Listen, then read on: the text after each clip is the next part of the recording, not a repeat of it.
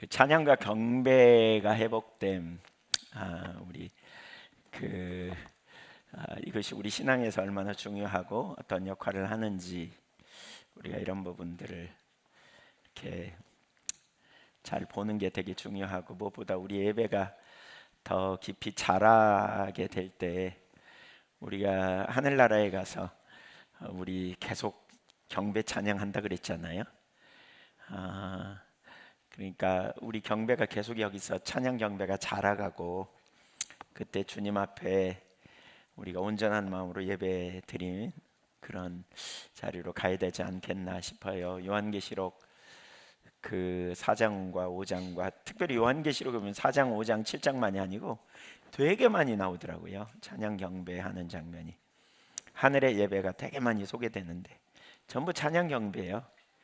그러니까 우리가 하나님 앞에 그러니까 하나님께 나가는 그 과정 중에 하나가 찬양과 경배를 통해서 하나님께 나가는 것이라고 할 수 있는데, 그래서 이 찬양과 경배에 대한 올바른 인식, 또 가치, 또 우리 어떻게 해야 하는지 이런 부분들을 우리가 쭉 지금 살펴보고 있는데, 오늘 저녁에는 찬양과 경배의 자세 두 번째로 십자가의 공로만을 의지하여 이 부분 살펴보려고 합니다. 근데 제가 조금 옆으로 튈 수도 있겠다 싶습니다. 오늘 와서 좀 기도하는데 조금 이렇게 방향 전환이 필요하지 않나 이런 생각도 들어서, 아무튼 좀 하나님 인도하심 잘 받아서 따라가면 좋겠습니다.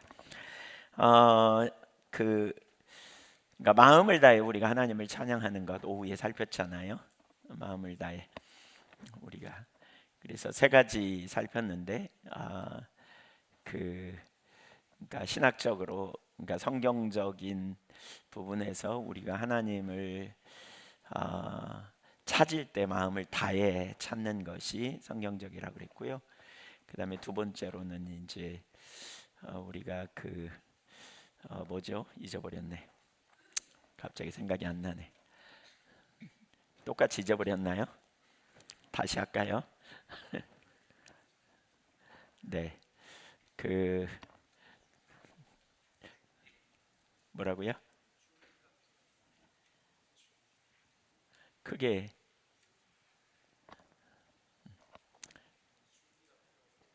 그건 세 번째고 세 번째는 준비가 필요하다는 거고, 두 번.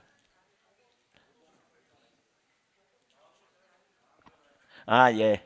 마음을 다하여 드리는 예배의 모범 다윗. 제가 몰라서 물어본 게 아니고요. 아시나 보려고. 예. 다시 한번 생각해 보게 하려고. 네, 농담이고요. 진짜 기억이 안 났어요. 예. 그 마음을 다하여 드리는 예배의 모범. 그러니까 마음을 다해 드리는 예배가 어떤 예배인가? 다윗의 예배를 통해서 우리가 더 분명하게 볼 수 있는 것 같고요. 그러니까 하나님 앞에서 겸손함으로 열정을 가지고 하나님 앞에 드리는, 거기다 한 가지 더하면 이제 삶으로 드리는 예배라 그랬고요. 그래서 네 가지 나눴고요. 그 다음에 이제 준비가 필요하다. 마음을 다해 드리기 위해서는 단기 준비도 필요하지만 결국 예배는 생물이기 때문에 우리가 자라가려면 계속해서 우리가 하나님을 아는 것, 하나님 아는 만큼 하나님께 확신을 가지고, 우리 예배 대상이 누구인지 알기 때문에 확신을 가지고 예배할 거고, 또 무엇보다 하나님의 임재의 능력을 아는 게 되게 중요해요. 제가 보니까 임재의 능력을 알면 자다가도 찾아요. 자다가도 눈 뜨면 찾아요.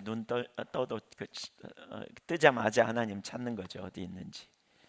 이렇게 애들이 자고 일어나면 눈 뜨자마자 엄마 찾잖아요. 그렇게 찾아요. 예. 우리는 사실 자주 하나님의 임재가 소중하다 뭐 이런 얘기를 많이 들었다 할지라도, 물론 많은 사람은 임재가 뭔지도 모르고 넘어가기도 하고, 그런데 임재가 정말 소중하다고 말하면서 실제 하나님의 임재를 절박하게 잘 구하지 않거든요.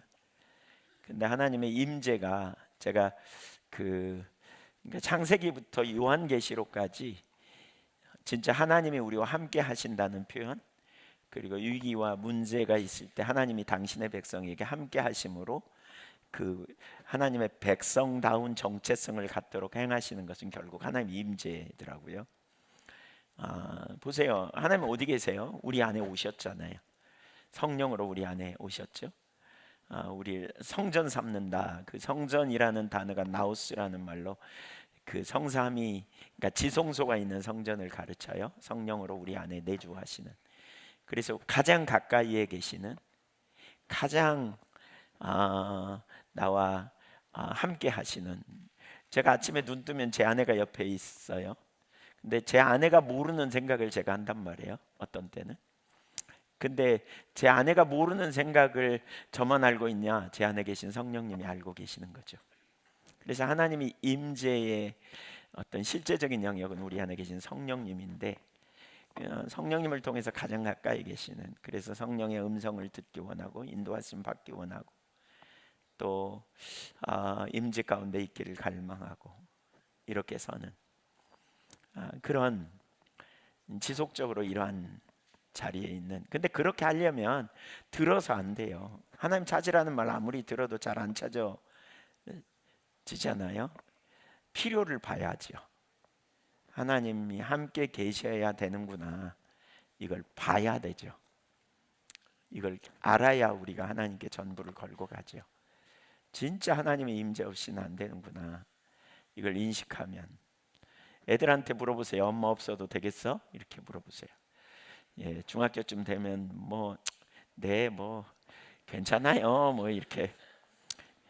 근데 5살 먹은 애한테 물어보세요. 절대 안 된다 그러죠. 네, 어린아이들은. 그렇죠. 우리가 그 하나님의 임재가 우리의 삶에 얼마나 소중하고 그 임재 안에 있기를 우리가 얼마나 사모하고 엄마 아빠의 소중함을 알듯이 우리가 주님의 임재를 아는 것, 왜 필요한지, 이게 점점 커져야 돼요. 이게 자라는 거예요. 이렇게. 그러니까 기본적으로 내 세포가, 내 마음에 하나님을 향한 배고픔이 점점 커지는 거죠. 근데 그러기 위해서는 뭐가 필요해요? 하나님의 없이는 안 되는 걸 경험하고 하나님의 임재가 정말 우리 가운데 필요하고, 그래서 때로는 하나님이 우리를 그러한 자리로 세우기 위해서, 그러니까 그게 왜 안 되는지, 그러니까 왜 내가 하나님을 잘 안 찾아지는지. 근데 사실 그 원인이 우리의 옛 본성에 있거든요. 아담적 본성. 그러니까 하나님을 떠날 때, 인간이 하나님을 떠날 때 하나님 없는 삶을 꿈꾸게 되는 아담의 아담적 본성, 하나님 없이 살려는 그 교만함, 이것이 여전히 우리 안에 영향력을 가지고 있기 때문에 우리가 은혜를 받고 하나님의 은혜가 진짜 필요하다고 고백하지만 어떤 순간 자기중심으로 돌아가 하나님 없는 삶을 꿈꾸고 스스로 하나님처럼 살려는 의식으로 돌아가 버리고, 그렇게 되니까 입술로는, 머리로는 하나님을 찾아야 돼라고 말하지만 내 본성적으로는 하나님 없어도 그냥 안락하고 편안하고 놓아버리고 이렇게 살아가는 거죠. 그래서 무엇보다 우리가 끊임없이 그 하나님을 아는 게, 그 임재의 능력을 아는 게 중요한데, 그 임재를 주님 은혜 없이는 안 되는 걸 깨닫게 하기 위해서 행하신 한 가지가 우리를 훈련시키는 거거든요. 다루시는 거죠.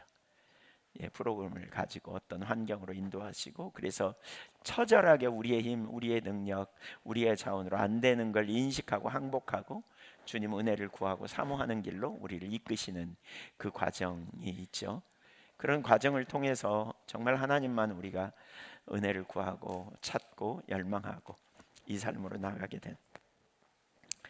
그래서 그 우리가 하나님의 가치를, 임재의 가치를 아는 것, 이런 부분이 자라감, 그리고 인격체이신 주님을 아는 것이 세서 더 자라감, 그런 지식을 가지고 믿음으로 하나님을 향해 우리가 나갈 때, 예배 드릴 때 이제 예배를 이러한 지식에 근거한 믿음의 기초에서 하나님을 찾을 때 강력한 은혜가 있다라는 거죠. 자, 오늘 저녁에는 십자가의 공로만을 의지함으로 우선 여기 이 부분 살펴보고 그 다음에 또 나가겠습니다. 첫째, 지속적으로 의지해야 될 예수님의 십자가. 요한복음 6장 53절부터 57절까지 읽어 보겠습니다. 요한복음 6장 53절부터 57절까지 한 목소리로 같이 읽을까요? 시작. 예수께서 이르시되 내가 진실로 진실로 너희에게 이르노니 인자의 살을 먹지 아니하고 인자의 피를 마시지 아니하면 너희 속에 생명이 없느니라. 내 살을 먹고 내 피를 마시는 자는 영생을 가졌고 마지막 날에 내가 그를 다시 살리리니 내 살은 참된 양식이요 내 피는 참된 음료로다. 내 살을 먹고 내 피를 마시는 자는 내 안에 거하고 나도 그의 안에 거하나니 살아계신 아버지께서 나를 보내심에 내가 아버지로 말미암아 사는 것 같이 나를 먹는 그 사람도 나로 말미암아 살리라. 이 구절에서 우선 좀 그 단어 정리가 좀 필요한데, 그러니까 예수님이 뭐라 그러냐면 인자의 살을 먹지 아니하고 인자의 피를 마시지 아니하면 너희 속에 생명이 없느니라. 53절에 그렇게 말하죠. 여기 인자의 살, 인자의 피, 이건 뭐예요? 예수님의 살과 피를 의미하는데, 그 예수님의 살과 피를 먹고 마시지 아니하면 생명이 없다. 여기서 예수님의 살과 피는 뭘 의미하냐면 예수님이 지시는 십자가를 의미합니다. 그러니까 마태복음 26장 26절에 보면 예수님이 십자가를 지시기 전날 최후의 만찬석상에서 이렇게 말씀하죠. 그들이 먹을 때에 예수께서 떡을 가지사 축복하시고 떼어 제자들에게 주시며 이르시되 받아서 먹으라 이것은 내 몸이니라 하시고 또 잔을 가지사 감사 기도하시고 그들에게 주시며 이르시되 너희가 다 이것을 마시라. 이것은 죄사함을 얻게 하려고 많은 사람을 위하여 흘리는 바 나의 피 곧 언약의 피니라. 그러니까 이걸 보면 알 수 있듯이 그 다음 날 예수님께서 십자가에 달리시는데 그 달리심을 예표하는 거죠. 그래서 그 몸은 그러니까 떡은 몸을 의미하고 찢겨지는 몸, 그 다음에 흘리신 피, 포도주가 바로 그걸 상징적으로 얘기하죠. 그래서 요한복음 6장에서는 그걸 이제 말하는 거죠. 인자의 살, 인자의 피는 십자가에 달리신 예수 그리스도 혹은 십자가의 고난, 순환 받으심, 예수님의 그 십자가 사건을 말하죠. 그럼 먹고 마신다는 말의 의미는 무엇인가? 믿는다 혹은 영접한다는 의미입니다. 그러니까 믿는다는 말과 영접한다는 말의 의미. 그러니까 인자의 살, 인자의 피, 십자가에 달리신 예수 그리스도를 믿으면 혹은 영접하면 그 말입니다. 그러니까 그 믿음으로 그분과 연합되는 삶이 되어진다. 그 로마서 6장 3절 이하에 예수 그리스도를 믿음으로 우리는 예수님과 합하여 함께 세례를 받고 함께 이제 죽었고 함께 구원에 이르는 이러한 역사를 다루고 있잖아요. 그래서 십자가에 달리신 예수 그리스도를 믿음으로 그리스도와 연합하여 생명을 소유한 자들인 것을 말하고 있죠. 그런데 이때 그 요한복음 6장 53절과 54절의 내용과 그 다음에 56절과 57절의 그 모습은 그러니까 거기서 말하는 것은 두 가지를 의미해요. 우선 53절은 이렇게 말하잖아요. 내가 진실로 너희에게 이르노니 인자의 살을 먹지 아니하고 인자의 피를 마시지 아니하면 너희 속에 생명이 없다. 그 말은 인자의 살과 인자의 피를 먹고 마셔야 된다 그 얘기잖아요.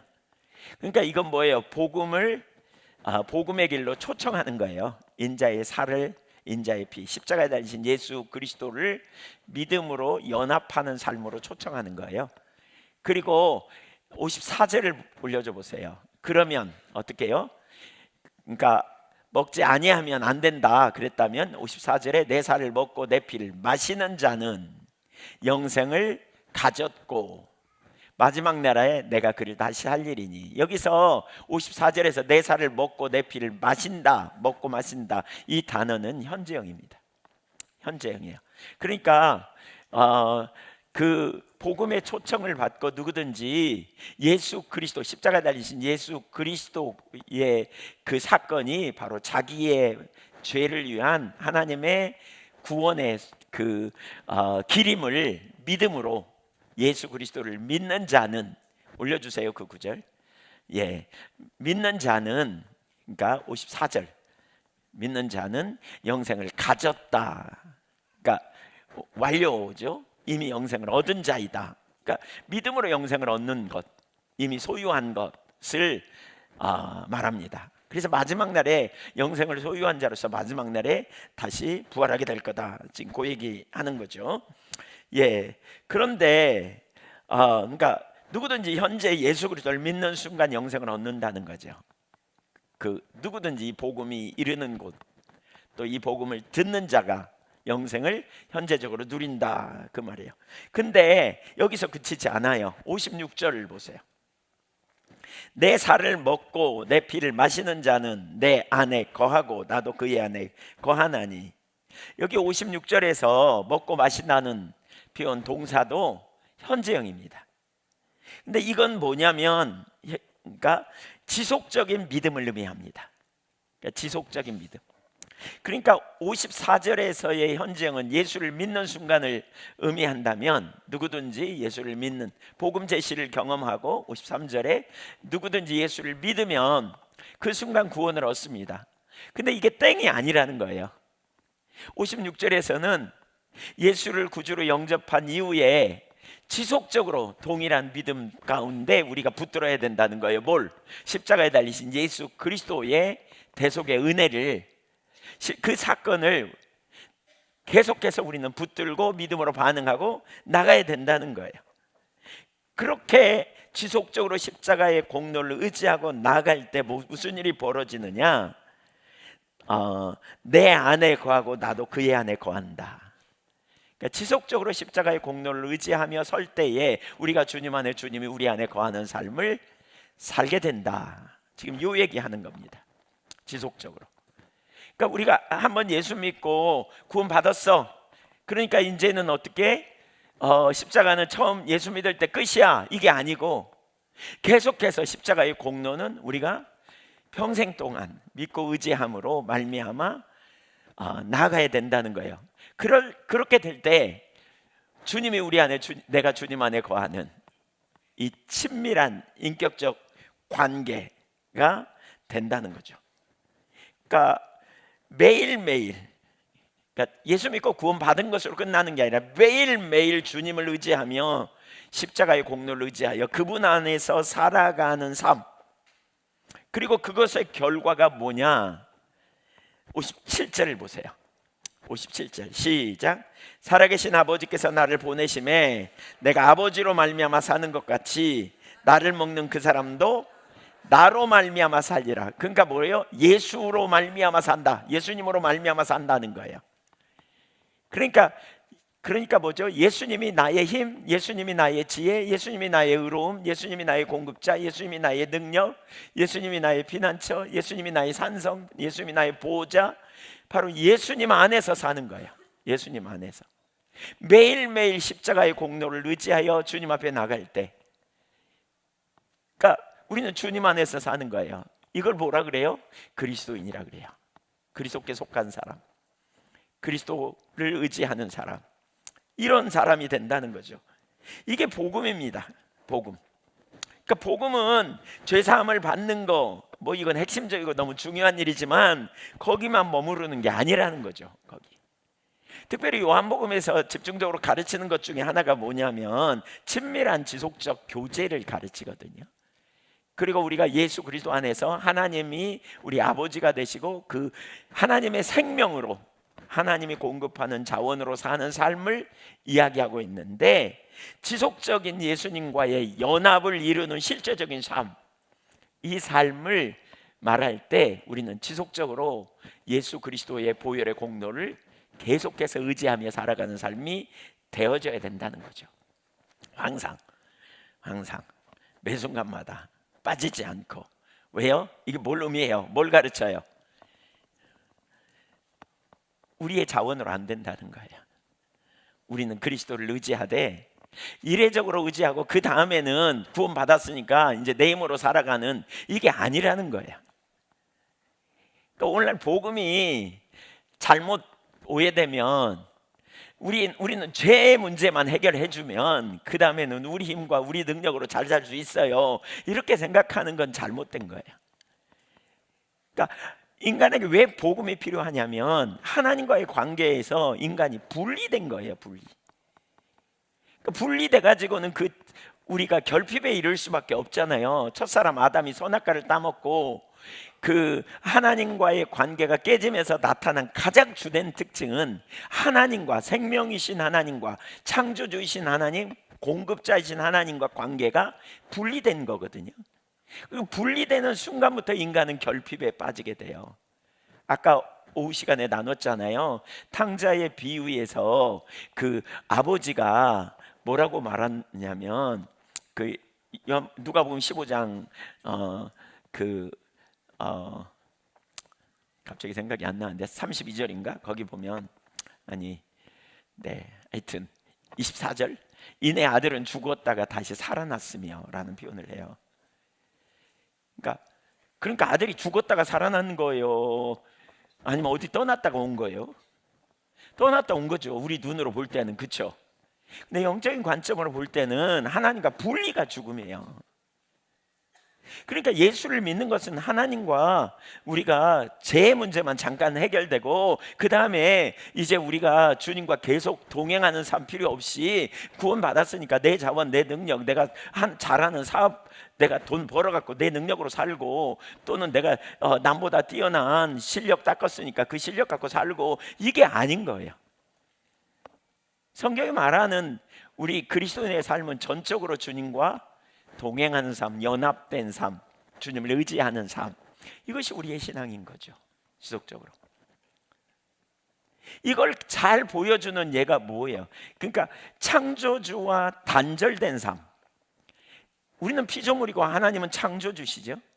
마귀가 와가지고 그 창조주의 공급으로 사는, 하나님의 에덴 동산을 만들어 놓으시고 인간을 위하여 만들어 놓으시고 아담을 거기 이끌어 들이셨을 때 거기에 부족함이 아무것도 없었거든요. 먹거리가 풍부했고, 그렇죠? 모든 피조물들과의 관계가 화평했고, 그 사자 뭐 이런 것들이 인간 잡아먹으려고 하는 그런 것도 없었고, 화평했거든요. 그런데 이가 타락하면서 그 에덴 동산에서 쫓겨나죠. 생명이신 하나님과 관계에서 분리되면서 인간은 결핍에 빠지고, 그 결핍에 빠지면서 인간에게 나타난 주된 특징은 뭐예요? 이제 하나님과 분리되면서 인간은 누군가의 기대 없이, 누군가의 능력 없이 자기 힘으로 살아야 된다는, 이게 아담적 실존이거든요. 내가 내 힘으로, 내 능력으로 내 미래를 책임지고 내 인생을 책임지고 그렇게 살아야 된다는 그 자리에 돌아가 버린 거죠. 죄의 문제가 하나님과 우리 사이의 관계를 깼지만, 궁극적으로는 이 죄의 문제뿐만이 아니라 인격적인 하나님과의 관계성으로 회복하고 돌아감을 의미하죠. 그래서 우리는 예수 그리스도를 믿은 이후에 계속해서 그 하나님으로부터 공급받는 자원으로, 하나님의 능력으로 계속 살아야 될 존재라는 거예요. 한번 딱 예수 믿고 끝나는 게 아니고요, 그 이후에도 계속해서 우리는 그리스도를, 십자가에 달리신 예수 그리스도의 공로를 의지하고 나아감. 왜 그래요? 죄를 계속 짓고 있거든요. 그런 의미도 있지만, 십자가에 달리신 예수 그리스도의 공로를 깨달을 때 우리가 뭘 발견해요? 죄가 있는 곳에 은혜가 있다고. 우리가 죄를 짓고 실패하는 그 자리에 갈 때마다 우리 주님의 은혜가 아니면 안 되는 걸 다시 깨닫고 겸손함으로 가거든요. 계속해서. 그리고 다시 주님과 분리되는 삶이 아니라 다시 주님을 붙들고 주님을 추구하고 주님 앞에 겸비함으로 나아가고, 주님 은혜 없이는 안 되는 걸 계속해서 깨닫는 자리로 가는 거죠. 내 힘, 내 능력, 내 자원에 내가 답이 있다고 생각했는데 그게 아닌 걸 인식하면서 처절한 자기 한계를 깨닫고, 동시에 우리 주 예수 그리스도의 한량없는 은혜와 자비와 긍휼의 풍성하심을 우리가 깨닫고 나아가는 거죠. 그래서 시간이 갈 때 갈수록 내가 아니고 주님의 은혜구나. 이걸 우리가 발견하며 나가는 일이 일어나는 거죠. 이걸 잘 보여주는 표현, 비유 중에 하나가 뭐예요? 포도나무와 가지의 비유예요. 예수님이 내가 참 포도나무요 너희는 가지라고 그러잖아요. 그러니까 주님이 포도나무이고 우리는 거기 붙어 있어야 될 가지죠. 한번 생각해 보세요. 여러분, 이건 뭐 누구나 다 아는 원리이죠. 이거 설명이 필요 없죠. 가지가 포도나무에 안 붙어 있으면요, 사는 것은, 열매는 고사하고 사는 것조차 안 돼요. 그러니까 인간이 하나님을 떠나면서 결국 어떤 일이 벌어졌어요? 자기 안에 있는 내재적인 자원으로 살게 되는 거죠. 이 꽃이 참 예쁘죠. 이거 생화입니다. 이거. 요즘은 생화인지 조화인지 만져봐도 잘 모르겠더라고요, 어떤 때는. 근데 이거 생화죠. 생화예요. 여기 밑에서부터 올라오는 공급이 필요해요. 이거 뽑아갖고 밖에 버리면 살았어요, 죽었어요? 애매하죠. 그럼 이렇게 하나 더 붙일게요. 살았지만 죽어가는. 언제까지 살아요? 여기 안에 있는 내재적인 자원이 말라 비틀어질 게지만 살아요. 이거 뽑아 버리면 그만 끝나요. 그냥 결국 그 안에 점점 말라져 가지고 죽어가죠. 그러니까 죽음이라는 게 하나님과 분리됨이 곧 죽음인 거죠. 그래서 요한복음 15장에 보면 참 5절에 보면 저는 이 부분이 되게 와 닿더라고요. 읽어볼까요? 나는 포도나무여 너희는 가지라. 그가 내 안에 내가 그 안에 거하면 사람이 열매를 많이 맺나니 나를 떠나서는 너희가 아무것도 할 수 없습니다. 여기 끝에 한번 보세요. 특별히 나를 떠나서는 너희가 아무것도 할 수 없다 그랬어요. 우리 이거 가지와 나무의 관계를 생각하면 금방 이해할 수 있는데요, 정작 우리는 거기 잘 대입 못해요. 그러니까 우리가 포도나무이신 주님과 분리돼서는 아무 열매도 맺을 수 없다, 아무것도 할 수 없다. 이게 보세요, 이 표현이 얼마나 강력해요. 그러니까 성품의 열매든 사역의 열매든 기도의 열매든 단 하나의 하나님 나라의 참된 열매도 맺을 수 없다는 거잖아요. 진짜 강력한 표현입니다. 이것은 우리의 실상을 분명히 가르쳐 줍니다. 인간이 어떤 존재인가를 가르쳐요. 우리가 어떤 존재인지. 그러니까 우리가 어떤 존재이고 또 우리에게 뭐가 필요한지를 분명히 가르쳐 주는 거죠. 그러니까 이걸 놓치게 되면 우리는 우리의 힘과 우리의 능력으로 할 수 있다고 생각하는 거죠.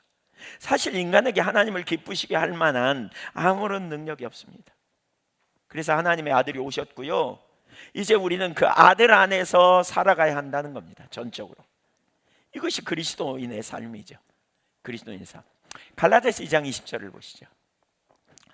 갈라디아서 2장 20절 시작. 내가 그리스도와 함께 십자가에 못 박혔나니 그런즉 이제는 내가 사는 것이 아니요 오직 내 안에 그리스도께서 사시는 것이라. 이제 내가 육체 가운데 사는 것은 나를 사랑하사 나를 위하여 자기 자신을 버리신 하나님의 아들을 믿는 믿음 안에서 사는 것이라. 이제 내가 육체 가운데 사는 것은, 그러니까 내가 사는 것이 아니고 그리스도가 사셔요. 그리스도가. 그러니까 나는 육체 가운데 사는 것은 바로 그리스도를 신뢰하는 믿음 안에서, 그리스도를 의지함으로, 그리스도가 내 안에 내가 그리스도 안에 있는 그 친밀한 관계 안에서. 그러니까 친밀한 관계는 붙었다 띄었다 할 수 있는 관계가 아니라 절대적인 우리 연합을 의미해요. 완전한 연합. 이게 우리 그리스도인의 삶이에요. 그러니까 한마디로 말하면 뭐예요? 나는 죽고 예수로 사는 삶. 그렇죠? 여기서 말하는 죽는 나는 뭐냐? 옛사람의 나죠. 내 자원, 내 능력, 내 힘으로 하려고 하는, 이거 완전히 내리고 예수 그리스도를 신뢰하는 믿음 안에서 사는 삶. 이 삶이 우리에게 그리스도의 삶인 거죠. 내가 아니요 그리스도께서, 내가 아니요 그리스도를 의지하는 삶. 네. 그래서 그리스도를 지혜 삼고, 그리스도를 능력 삼고, 그리스도를 나의 상급 삼고, 그리스도를 나의 변호사 삼고, 우리가 하나님 앞에 나갈 때, 제가 오늘 찬양하면서 그런 마음이 이렇게 그러니까 여러분 중에 어떤 분들은 죄책감으로 이렇게 눌리는 분들이 꽤 있으신 것 같아요. 찬양하는데 그런 마음을 하나님이 주셨어요. 사실 우리 안에 하나님을 기쁘시게 할 만한 게 없기 때문에 하나님의 아들이 오셨잖아요. 근데 여전히 머리로는 동의하지만 여전히 내가 주님을 어떻게 기쁘시게 할까, 내 능력을 어떻게 주님께 나갈까, 이렇게 생각하는 경향이 우리 속에 있어요. 그러다 보니까 내가 주님을 기쁘시게 하려고 노력하는데 내 모습을 보니까 안 돼, 실패해, 넘어져. 그리고는 그런 자신의 모습을 보니까 너무 힘들어, 죽을 것 같아. 그래도 머리로 이해하는 우리가 십자가의 보혈의 공로를 의지하여 지성소에 들어갈 수 있지 생각하면서 적용시켜 갖고 어떻게 가봐. 근데 또 넘어지고 또 넘어지고 또 넘어지고 또 넘어져. 그쯤 되면 못 가죠. 너무 죄송해서. 누가 옆에서 보혈의 공로를 의지하여 나가야지 그러면 알아. 근데 안 돼. 이렇게. 여전히 초점이 누구에게 있냐면 그 내가 사는 거예요. 내가 사는 거예요. 죽어야 될 내가 사는 거죠. 내가 죽고 예수로 산다는 말은 예수님이 이루신 공로, 예수님이 이루어 놓으신 놀라운 은혜, 대속의 은혜, 그 능력, 그분이 성취하심, 그걸 믿음으로 내가 붙들고 살아가는 거죠. 근데 보세요, 이게 되어지면요 겸손해요. 왠 줄 아세요? 자의식이 깨지거든요. 나를 붙드는 게 깨지거든요. 내 자부심, 내 우월의식, 내가 뭔가 남보다 낫다는 의식 다 깨지거든요. 근데 요걸 못 붙잡으면 되게 교만해요, 마음에. 어떤 영역에서는 자기 의로 충만하고요, 어떤 영역에서는 자기 만족이 있고요, 어떤 영역에서는 자기가 남보다 훨씬 낫다는 의식을 갖죠. 근데 누군가가 자기 그런 우월의식과 자부심에 상처를 주는 말을 하면 뒤집어지는 거죠. 분노가 사라지지 않고 억울함이 깨지지 않고 이 자리로 자꾸 돌아가요. 왜? 육체를 의지하는 삶이거든요. 그게. 내가 죽는다는 말은 내 뭔가 인간적인 생명이 뭔가 그 내 성품, 내 기질 이런 부분을 우리가 생각하게 된다면 혼돈에 빠질 수 있는데, 분명한 건 뭐예요?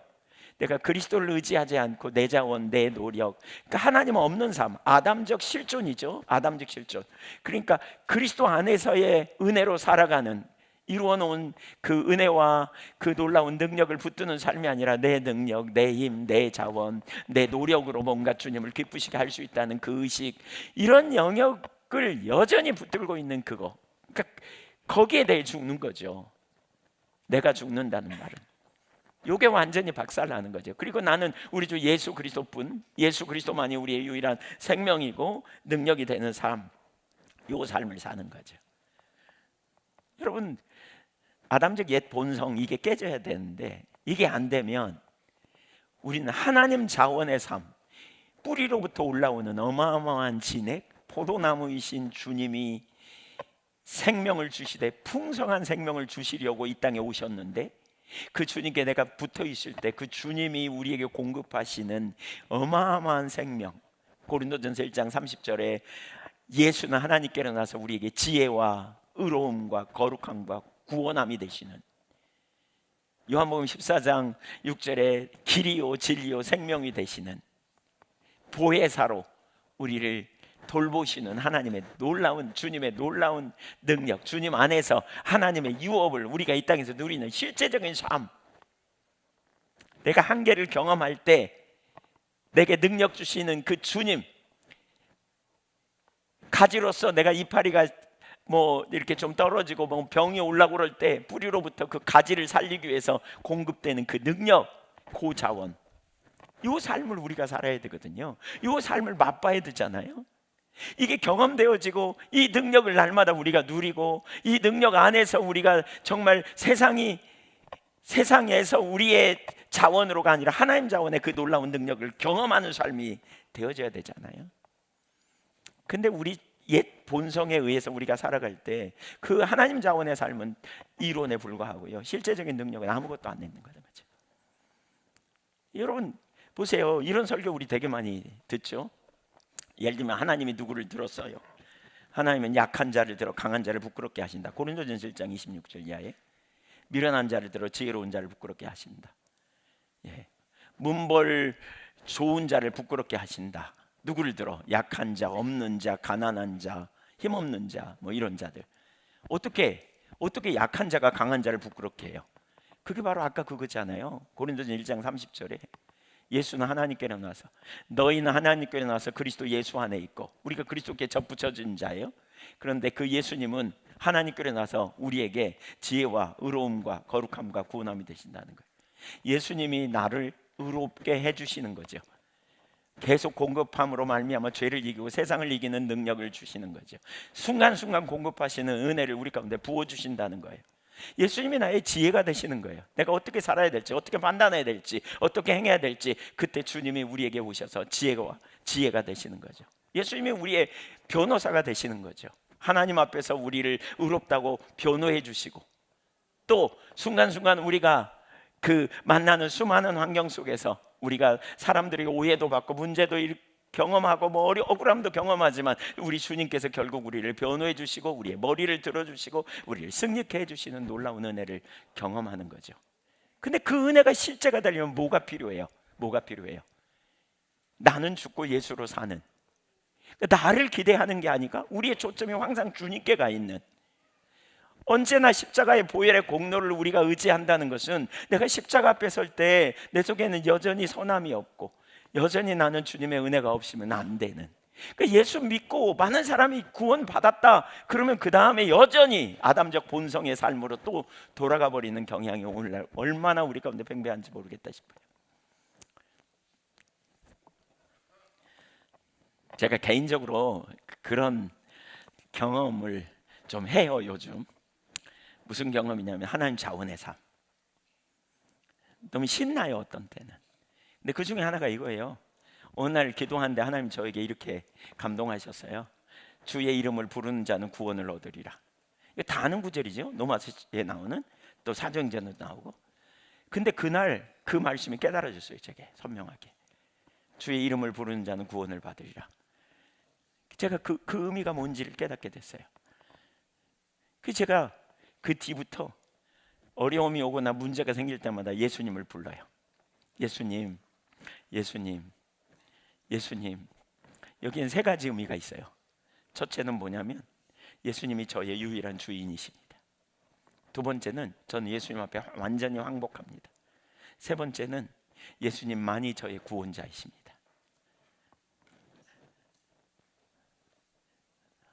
첫 번째가 뭐라고요? 나의 주인이십니다. 두 번째, 항복합니다. 제 안에 어떤 의로움도 답도 없습니다. 세 번째, 저의 유일한 구원자십니다. 이 의식을 가지고 예수님을 불러요. 한번 불러보세요. 예수님, 예수님.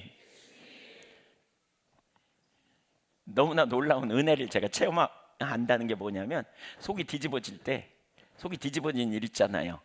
그 인간이 나를 속상하게 할 때, 뭐 이런 일들, 아니면 예상치 못한 어려운 일이 앞날이 되어질 때, 언제부턴가 저도 모르게 제게 습관처럼 예수님, 속으로 예수님, 예수님, 예수님, 순식간에 제 마음에 평안이 와요.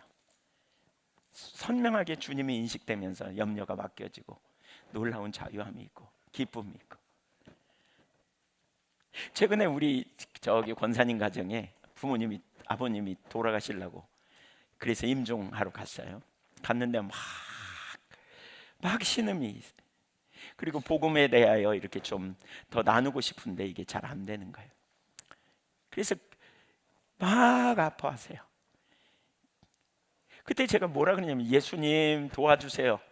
다른 기도 할 수가 없었어요. 예수님 이곳에 임하여 주세요. 예수님 만져주세요. 예수님 크게 부르면서 긍휼히 여겨주세요. 예수님 은혜를 부어주세요. 그때 두 분이 함께 있었어요. 우리 권사님하고 집사님. 깜짝 놀랐어요.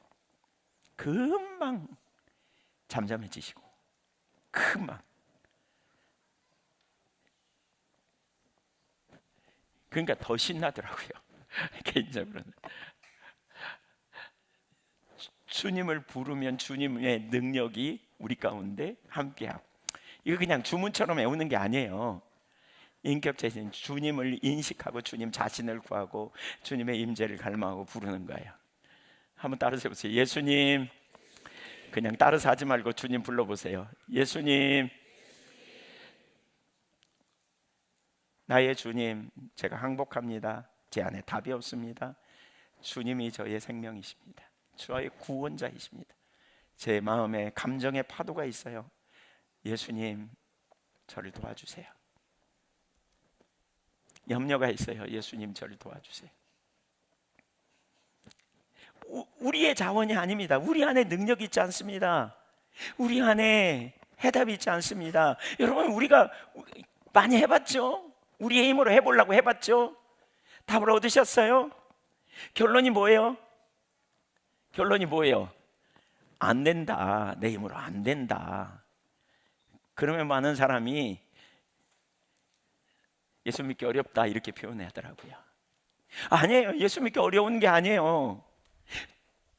길이 안 보여서 그런 거예요. 길이 뭐냐? 우리 안에 아담적 본성이 있어서 그래요. 옛사람, 아담적 실존, 자기중심성, 이거 이 삶을 위해서 우리 안에 해결돼야 될 아담적 실존에 대해서 우리가 좀 깊이 생각해 봐야 돼요. 앞에 나눴지만 창세기 3장에 아담이 선악과를 따먹으면서 나타난 그 대표적인 특징이 하나님을 떠나 스스로의 자원으로 살려고 하는 거지 않나요? 이 삶은 피조물로서 창조주의 주권의 아래에 있어 한 창조주의 공급 아래 살아야 될 인생이 자기가 자기 인생의 주인에 대해서 살려고 하므로 스스로 자기 인생을 책임지려는, 그러니까 우리의 주인은 누구예요? 하나님이시죠. 원래 타락하기 전에 하나님이 우리의 왕이시죠. 근데 마귀가 뭐라 그래요? 너 하나님 치워버려. 네 힘으로 살 수 있어. 그 말 듣고 하나님을 치우고 그 대신 자기가 왕으로 딱 앉으면서, 그렇게 되니까 과거에는 하나님의 공급으로 살아야 되는데 이제 내 노력으로 살아야 되는, 그러니까 그때부터 인간은 자기 노력으로 살려는, 여기에 온통 초점이 가 있는 거죠. 예, 자기가 주인 되어서 자기 열심을 과신하고 자기 능력, 자기 안녕을, 자기 미래를 스스로 확보하려는, 책임지려는 마음으로 강하게 붙들려 있는, 그러다 보니까 항상 우리의 초점은 자기에게 있죠. 내가 뭘 했는지, 내가 뭘 이루었는지, 내가 얼마나 잘 살고 있는지, 사람들이 나를 어떻게 평가하는지, 여기에 초점을 항상 두죠. 항상. 예. 자기 능력. 많은 사람들이 신앙생활을 여전히 그렇게 해요. 왜 우리가 지금 제가 설명하는 게, 왜 우리에게 주님이 계속 십자가를 의지하라고 하는가를 좀 생각해 보는 거예요. 지금 왜 우리가 계속 십자가에 달리신 예수 그리스도를 믿어야 하는지, 믿으라 그러는지, 그때 비로소 우리가 주님 안에, 주님이 우리 안에 있는, 그러니까 그 이유 중에 하나가 그 아담적 실존이라니까요. 아담적. 예, 그러니까 자기 노력으로 하나님을 기쁘시게 하래요. 예수 믿고 구원받은 이후에 좀 열심히 있고, 특별히 예수 믿고 구원받았는데 은혜가 강력하게 임하고 성령으로 충만하면 더 우리가 그러기가 쉬운데, 그때 깨달음을 통해서 하나님의 자원으로 사는 삶으로 나가면 좋은데, 그때 이후에 자기가 열심히 잘하고, 그러니까 인정받고 잘한다고 여기니까 그때부터 자기 노력과 자기 힘으로 하려고 하는 자리로 돌아가기가 되게 쉽죠. 그리고 나름 열매도 있고요, 나름 잘하는 그런 경험도 있어요. 그러니까 자기는 잘하고 있다고 생각했는데 어느 날 보니까, 뚜껑 열어보니까 어느 날 자기 자신을 직면하는 시간이 오죠. 아직 안 오면 이거 좀 심각한데 와요. 어느 날, 와, 난 아무것도 아니네, 와, 나 심각하네, 이런 직면하는 시간이 와요. 내 자원은 한계가 있거든요. 이런 직면하는 시간이 오게 돼 있어요. 이런 시간이. 예. 제가 여기서 말하는 건 열심히 하는 것을 잘못됐다 이게 말하는 게 아니에요. 우린 당연히 최선을 다해야 되고요. 그러나 우리가 반드시 명심해야 할 것은 우리가 할 수 있는 일과 할 수 없는 일이 있다는 거죠.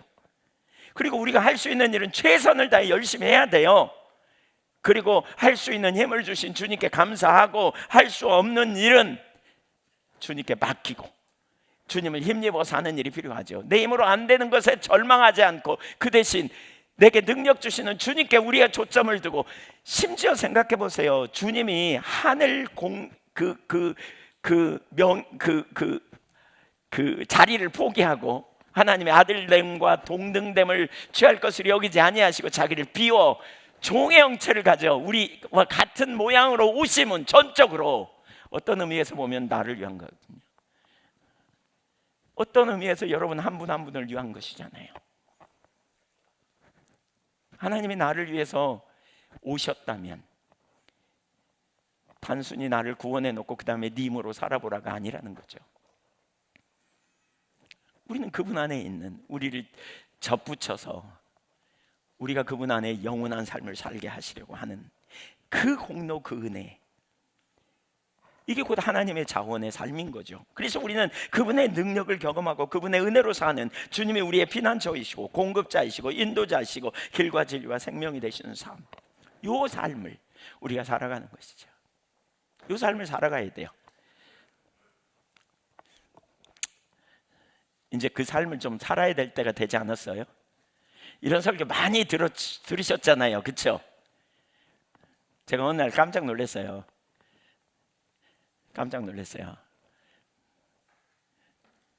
어떤 분이 저한테 그러시더라고요. 목사님 설교 진짜 많이 들었는데 무슨 말인지 모르겠다고.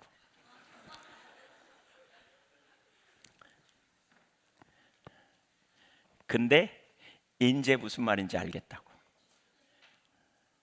근데 그분이 그 인재라는 말에 뭐가 있었냐면요, 열심히 노력하다가 자기 힘으로 잘한다는 얘기도 듣고 그러는데 한계에 딱 부딪혔어요. 뚜껑 열어보니까 자기가 아무것도 아닌 거예요. 그러니까 이해가 되더라는 거예요. 그게 무슨 말인지.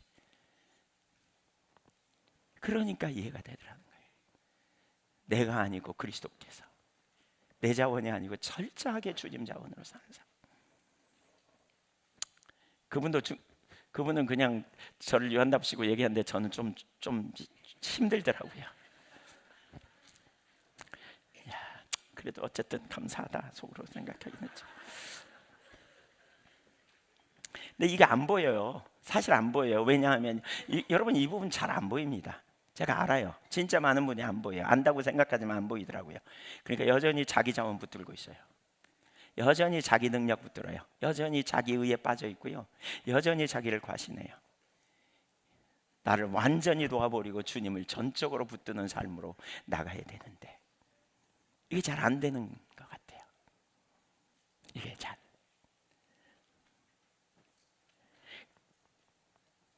제가 갑자기 여기 와가지고 좀 설교를 약간 바꿨거든요. 이 한교회 주일날 이번 주일날 설교한 영역을 조금 첨가해야 되겠다 싶어서 그 부분을 갑자기 여기다 오려붙이게 해가지고 제가 지금 하는 겁니다. 그러니까 자기 자원의 삶은요, 아담적 실존의 삶입니다. 내 자원, 내 능력, 내 힘. 근데 하나님이 이스라엘 백성들을 구원해 내신 다음에 어디로 데리고 가요? 광야로. 광야는 자기 자원, 자기 능력, 그게 하나도 안 통하는 곳이에요. 그러니까 안 통하는 곳으로 하나님 몽땅 데리고 갔어요. 이스라엘 백성들은 노예로 오래 살았기 때문에, 그리고 그런 환경에서 살아남았기 때문에 처세에 매우 능할 거예요. 그래서 웬만하면 거기서 살아내는 법을 다 알아요. 예, 힘들고 어려운 경험을 많이 했기 때문에. 그래서 잘해. 근데 그들의 모든 경험이 단 한 개도 통하지 않을 환경으로 인도한 거예요. 그게 광야예요. 농사도 지을 수 없어. 저 같은 경우는 기본적으로 제가 제 성품을 보면 저는 채취형이거든요. 그러니까 무슨 얘기냐면 어디 관광지를 가도요, 고사리가 보였다 그러면 뜯어요. 달라들어서. 그리고 다 갔다 와. 난 뜯을 테니까. 예. 제 컴퓨터 화면에 이렇게 그림이 자꾸 바뀌더라고요. 근데 오늘 지금 화면에 뜬 게 뭐냐면 바닷가 바위가 이렇게 있는 그 화면이 떴어요. 근데 제가 무심코 보는 게 바위 밑에 뭐가 있나 이게 보여져요. 거기 뭐 전복 비슷한 게 있는 것 같아요. 제가 보니까 긴지 아닌지는 모르겠어요. 어떻게 확대해 볼까 막 이런 생각. 그냥 제 체질이에요 이게. 그냥. 강원도 지난번에 갔다가 배추가 막 버려져 있길래 저도 모르게 차를 세웠어요. 제 아내는 엄청 싫어하는데. 네. 체질이지, 체질. 네. 그러니까 기본적으로 우리는 이제 왜 이런 체질이 돼 있죠. 저 박종산 선교사님 저 비슷한 분들 다 이렇게 제가 알아요. 박교선 목사님 좀 그런 타입이신 거예요. 네. 아무튼 네. 제가 저기 바닷가에 한번 교회 지체들이랑 가다가 멋있는 바다가 있어서 제가 물어봤어요. 여러분 뭐가 보이냐고 바다가 저기를 보면 그랬더니 뭐 멋있는 바다가 보인다. 장면이 멋있다. 그러니까 누가 저한테 묻더라고요. 목사님은 뭐가 보이냐고. 저는 저 바위 밑에 뭐가 있을까 좀 들어가서 잡아볼까 이게 보인다고. 사람마다 이게 좀 다른 거죠. 달라요. 그리고 그렇게 살아가죠. 근데 저는 이제 그런 부분에 있어서 좀 그러니까 생존력이 강한 거죠. 이렇게 제 안에 제가 안 굶길 것 같아요. 어디에 가도 뭐 이렇게 해내고 이렇게 제가 보니까 지난번에 영국에 우리 저기 임승훈 선교사님이랑 박종산 선교사님이랑 저랑 또 한 목사님이랑 갔는데 거기 가서 가다가 쉬고 이렇게 차 갖고 갔는데 하나도 안 굶었습니다. 그냥 바닷가에 가서 뭐 잡아갖고 막 게 잡아갖고 막 먹고 막 뭐 하기도 하고 또 그 목사님 한 분은 가다가 갑자기 세게 달리는데 갑자기 딱 서요. 그래서 왜 서냐고 그랬더니 명이나물이 있대요. 세상에 60km도 넘게 달리다가 명이나물을 발견했대. 그래서 차 세워놓고 또 호텔 거기 부지에 있는 데 가서 막 뜯고 또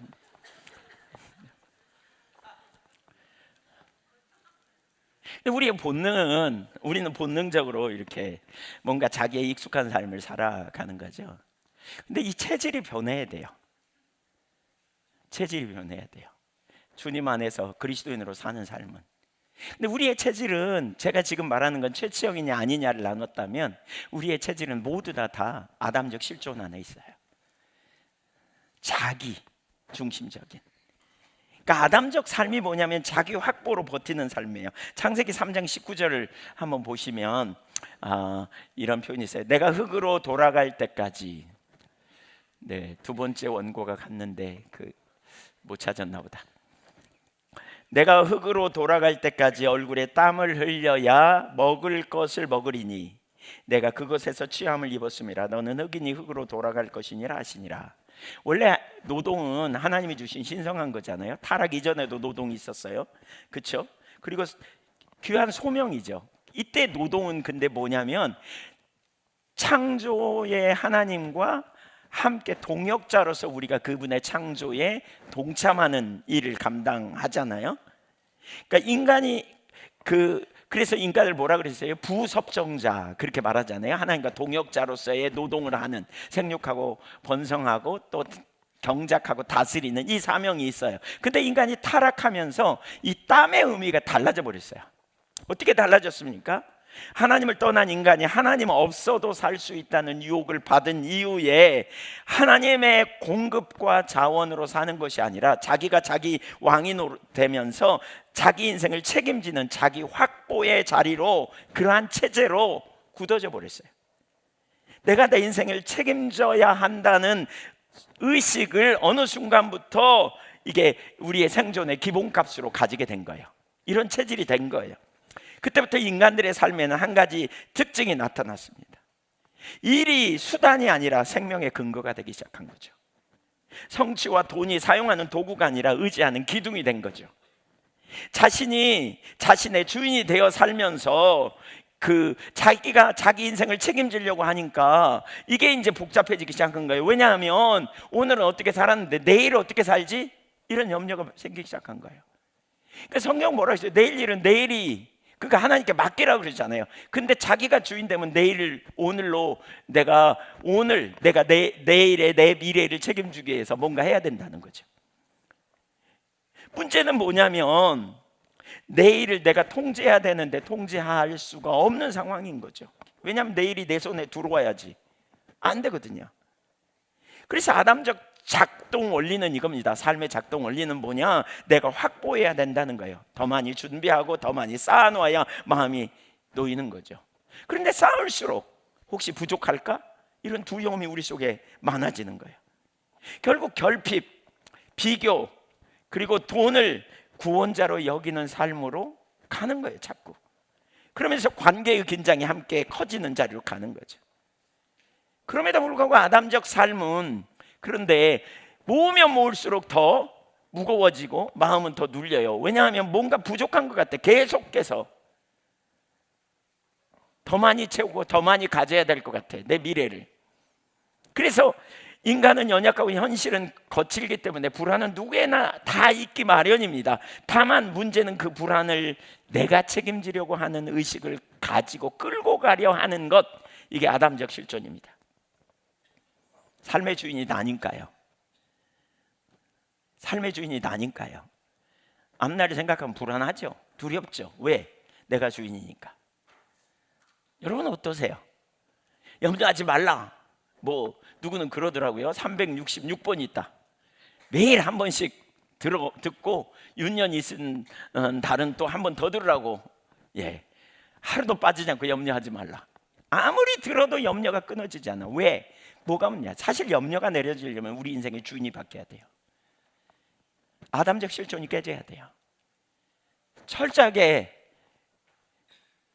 주님이 우리의 주인 되시고 주님께 우리의 미래를 맡길 수 있는 자리로 가야 돼요. 그래야 불안, 거기서부터 자유케 되죠. 결국 오늘은 안전해도 내일은 모르겠다. 내일은 내가 더 쥐어야 한다. 그래서 그 지점에서 내가 생명의 근원이 되는 이것이 아담적 삶의 비극이죠. 비극. 끊임없이 내가 확보하고 내가 갖고. 그래서 아담적 삶을 살 때 나타나는 반응들 몇 가지를 보면, 첫째, 불안하면, 여러분 한번 점검해 보세요. 불안하면 먼저 기도가 아니라 통장 검색부터 해요. 내가 뭘 가지고 있지? 내가 얼마를 가지고 있지? 내가 만약에 건강에 염려가 되면, 나이가 먹고 건강이 염려되는데 내가 이 다음에 나를 잘 돌봐줄까? 주변부터 보는 거죠.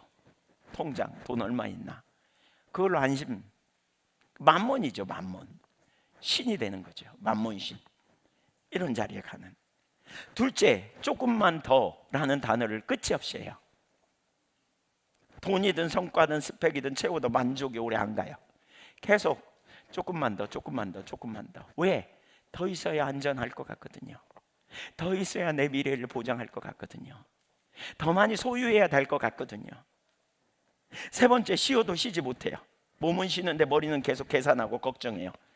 그래서 휴식 중에도 통제하고 이런저런 생각하고, 그러니까 잠 못 자고 막 어떤 때는 잠이 안 와. 생각이 많아지니까. 왜? 내가 내 인생 책임져야 되는데, 내가 내 자녀 책임져야 되는데, 내 미래를 내가 책임져야 되는데. 아담적 실존임. 네 번째, 실패가 곧 내 존재 가치가 돼요. 일이 안 풀리면 끝났다고 생각하는 절망감이 있는 거죠. 다섯 번째, 가족에게도 통제가 늘어나기 시작합니다.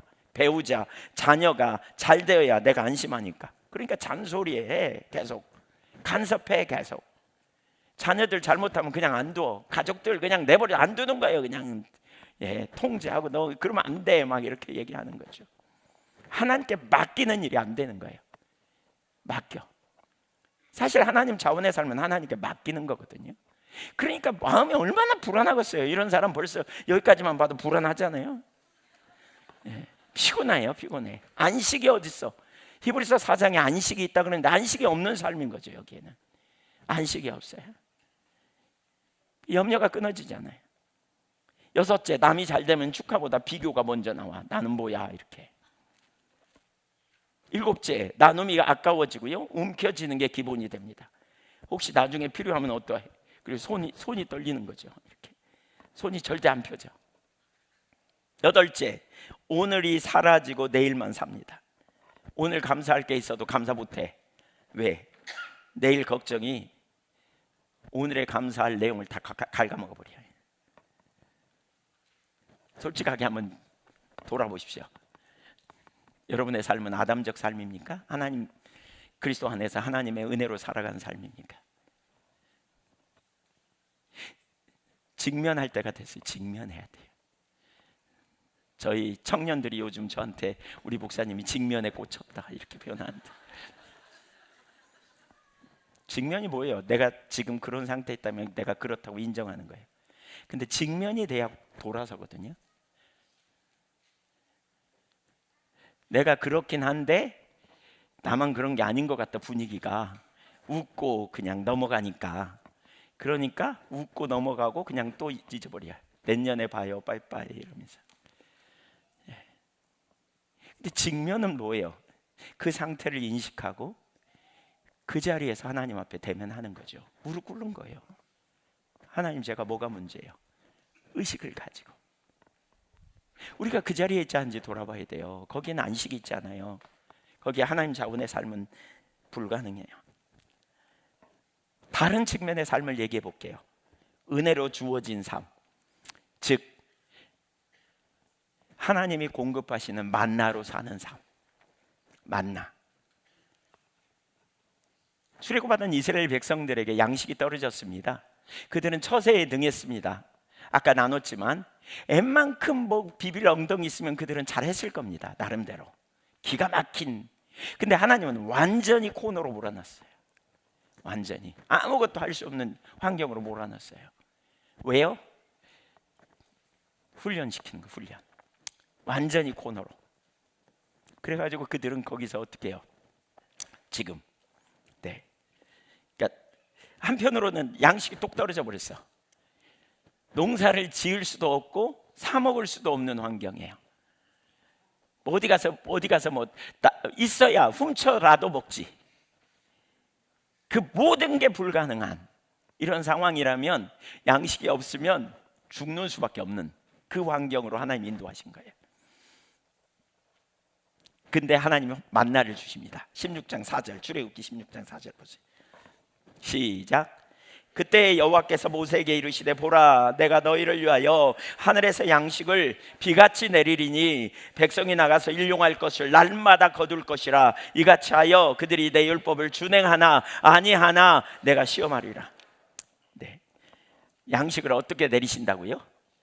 비같이. 그럼 많이 주신다는 거예요? 조금 준다는 거예요? 많이 주신다는 거예요. 근데 많이 주시는데 얼만큼 주시라고요? 일용할 양식만, 하루 쓸 것만 주시래요. 하루 쓸 것만. 여러분 같으면 어떻게 하겠어요? 내일이 보장이 안 돼요. 인간은 기본적으로 내일이 보장이 안 되면 불안하잖아요. 이게 인간의 본능이죠. 내일을 확보하기 위해서. 근데 하나님은 뭐라 그래요? 하루 일용할 양식만 주시래. 일용할 것만, 하루 먹을 것만 주시래. 1년분 혹은 한 달분이라도, 혹은 아니면 일주일분이라도 좀 주시면 좋겠는데, 아니야, 매일매일 먹을 것을 주시라 이렇게 말하고 있죠. 그러면서 뭐라 그랬어요? 이것은 내가 너희를 시험하는 거야. 너희가 내 말을 듣는지 안 듣는지. 바꿔 말하면 이건 뭐예요? 하나님이 그들을 믿음으로 사는 삶을 훈련시키신 거죠.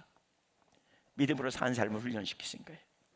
아담적 본성, 실존을 가지고 있는, 노예 생활했던 인간의 모든 보편적인 특징이니까요. 아담적 본성이 자기가 자기 미래를 책임져야 한다는 의식이 인간의 보편적 특징이니까요. 그들이나 우리나, 사실 우리가 그들의 심령을 이해할 수 있어요. 여러분 같으면 하루분만 주실 사람 손 들어보세요. 아마 모세는, 아니면 여호수아와 갈렙쯤, 대부분은 다 하루 이상 주셨을 거예요. 적어도 첫날은. 박종산 목사님 같은 분은 좀 모르겠어요. 네. 네. 박교선 목사님, 박씨시네 다.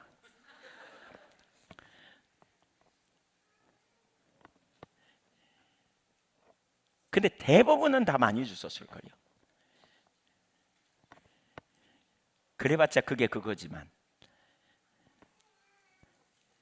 근데 그 다음날 아침에 다 벌레나 버렸어. 아끼니까 다 썩어버렸어. 다 그냥 없어져 버린 거죠. 그러면서 하나님이 훈련시킨다는 거예요. 믿음의 훈련. 그러니까 왜 하나님이 이렇게 하실까요? 여러분, 이스라엘 백성들의 출애굽 여정에 그들이 만났던 이야기는 우리와 별로 상관없다고 생각하면 안 돼요. 하나님이 아담의 본성은 우리 모두에게 있거든요. 동일하게. 그 환경 속에서 우리는 어떻게 반응할 것인가? 그러면 왜 하나님이 그들을 그 도무지 소망이 없는 그 환경으로 인도하셨겠는가? 그리고 거기서 하루분만 주수라는 의미가 뭔가? 그게 뭘까요? 예, 내일 또 주시겠다는 의미죠. 내일 또 주실 거다. 그러니까 매일매일 공급하는 능력. 아니 딱 나눠지게 1인분만 딱 배급이 되면 쉽겠어. 근데 널린 게 만나라니까요. 근데 그중에 딱 1인분만 주시래. 얼마나 유혹이 되겠어요. 아마 저 같은 체청은 그냥 몽땅 주실 것 같아요. 네, 틀림없어요. 예. 제가 거기 없었기에 망정이지. 성경 올라갈지도 몰라.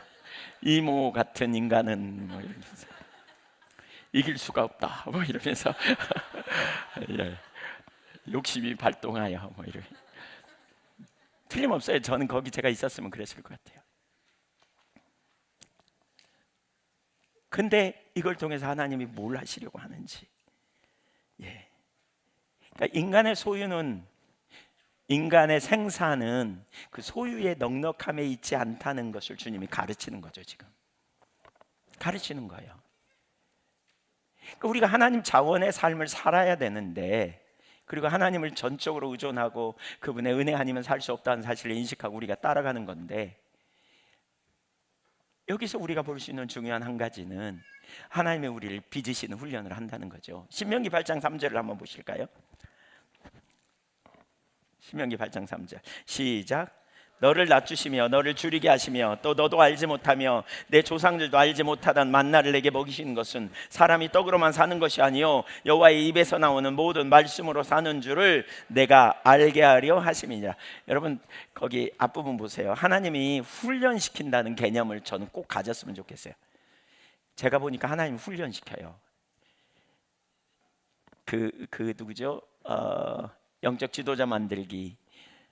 로버트 클린턴이 쓴 책에도 이제 그 부분을 다루고 있거든요. 하나님이 쓰신 사람들은 단 한 명도 예외 없이 훈련시킨다. 저는 이스라엘 백성들 하나님께서 인도해낼 때 한 명도 예외 없이 몽땅 광야로 데리고 갔거든요. 몽땅 광야로 데리고 갔어요. 그래서 하나님이 우리 모두를 훈련시키신다고 봐요. 근데 어떤 훈련이요? 철저하게 나는 죽고 예수로 사는 요영역시키는 거예요. 내가 아니고 주님으로 사는, 주님의 공급과 자원을 의지하고 주님의 능력을 붙들림 받는. 근데 보세요. 8장 3절 거기 뭐냐면 이 하나님의 인도하시면은요, 훈련에는요 프로그램이 있어요. 하나님이 대책 없이 우리를 훈련소로 끌고 가는 분이 아니에요. 프로그램이 있어요. 낮추신대 우선. 그리고 줄이게 하신대. 그리고 뭘 줘요? 만나를 주시면서 하루에 한 우멜만 주소 이렇게 말해요. 예. 그러면서 시험하신대. 그래서 그걸 통해 뭐 하느냐? 거기 8장 3절 보면 마지막에 이렇게 말하거든요. 여호와의 입에서, 떡으로 사는 것이 아니야, 여호와의 입에서 나오는 모든 말씀으로 사는 줄. 결국 하나님의 말씀이 생명인 것, 하나님이 우리에게 생명인 것. 그래서 하나님을 의지하는 삶에 거기에 진짜 능력인 것을 너로 다른 사람 말고 바로 너 알게 하려고. 네가 그걸 알아야지. 이 훈련 시키려고. 이 훈련 시키는 거예요. 그래서 뭐예요? 더 이상 아담적 실존이 아니고 진짜 하나님을 의존하는 삶으로 우리를 이끌어 가시는 삶인 거죠. 이끌어가는 하나님의 생명이고 그분의 말씀이 곧 생명의 길임을 분명히 가르치시는, 만나는 하늘의 은혜죠. 아담적 삶은 고통과 염려가 끊어지지 않습니다. 결핍이 있습니다. 그래서 고통스러운 삶을 살게 되고 자기 자원의 한계 아래 살게 됩니다. 그러나 초월자이신 하나님이 베풀어 주시는 그 은혜, 만나야말로 오늘 우리가 누려야 될 하나님의 은혜요 축복입니다. 하나님의 생명이시고 우리가 우리의 안전을 스스로 보장하려는 사고는 절대로 안전한 것이 아님을 우리는 분명히 기억해야 돼요. 아담적 방식으로 하나님을 기쁘시게 할 인생이 있어요?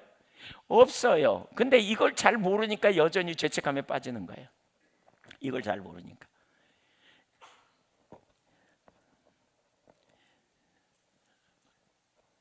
아담적 실존화돼서 우리 삶의 변화도 안 일어나요. 왜냐하면 누가 하려고 그러니까? 내가 하려고 그러니까. 제가 초창기에 예한교회 왔을 때요, 어떤 권사님이 되게 열심인데 그 꿈에 그분이 어떤 구덩이에 빠져 계시는 걸 보이더라고요, 꿈에. 근데 그분이 거기서 기어 나오려고 굉장히 노력을 해요. 얼마나 잘 기는지 몰라. 근데 못 나와. 거의 나올 뻔한데 쭉 또 미끄러 들어가고, 또 거의 나올 뻔한데 미끄러 나오고. 근데 아주 그냥 선수야. 거의 나올 뻔했어. 근데 못 나와. 너무 안타깝더라고요, 제가 보고 있는데. 근데 그 다음 순간에 보이는데 거기에 그러니까 예수님이 옆에 계셔. 그리고 예수님이 그분을 건져 주실 수 있어. 근데 예수님이 옆에 계시니까 인사를 90도로 해. 근데 부탁은 안 해. 부탁은 안 해. 그리고 쭈르륵 미끌리고 쭈르륵 미끌리고. 제가 그 꿈 얘기를 했어요. 그랬더니 뭐라고 말씀하시냐면 그것이 무엇이다요 그랬어요. 그러니까 이해가 안 됐던 거죠. 물론 그 뒤에 놀랍게 하나님께서 은혜를 주시고 그러셨는데 그 당시에는 전혀 이해가 안 된 거죠. 그러니까 이런 얘기하면 그럼 우리는 아무것도 안 하고 있어야 된단 말이요, 뭐 이렇게 자꾸 혼돈하니까 우리는 뭐 아무것도 안 해야 된단 말이요, 뭐 이런 식의 자꾸 생각을 반응을 보이죠. 왜냐하면 주님을 믿고 신뢰하는 믿음 안에서 사는 삶이 무엇인지 모르니까.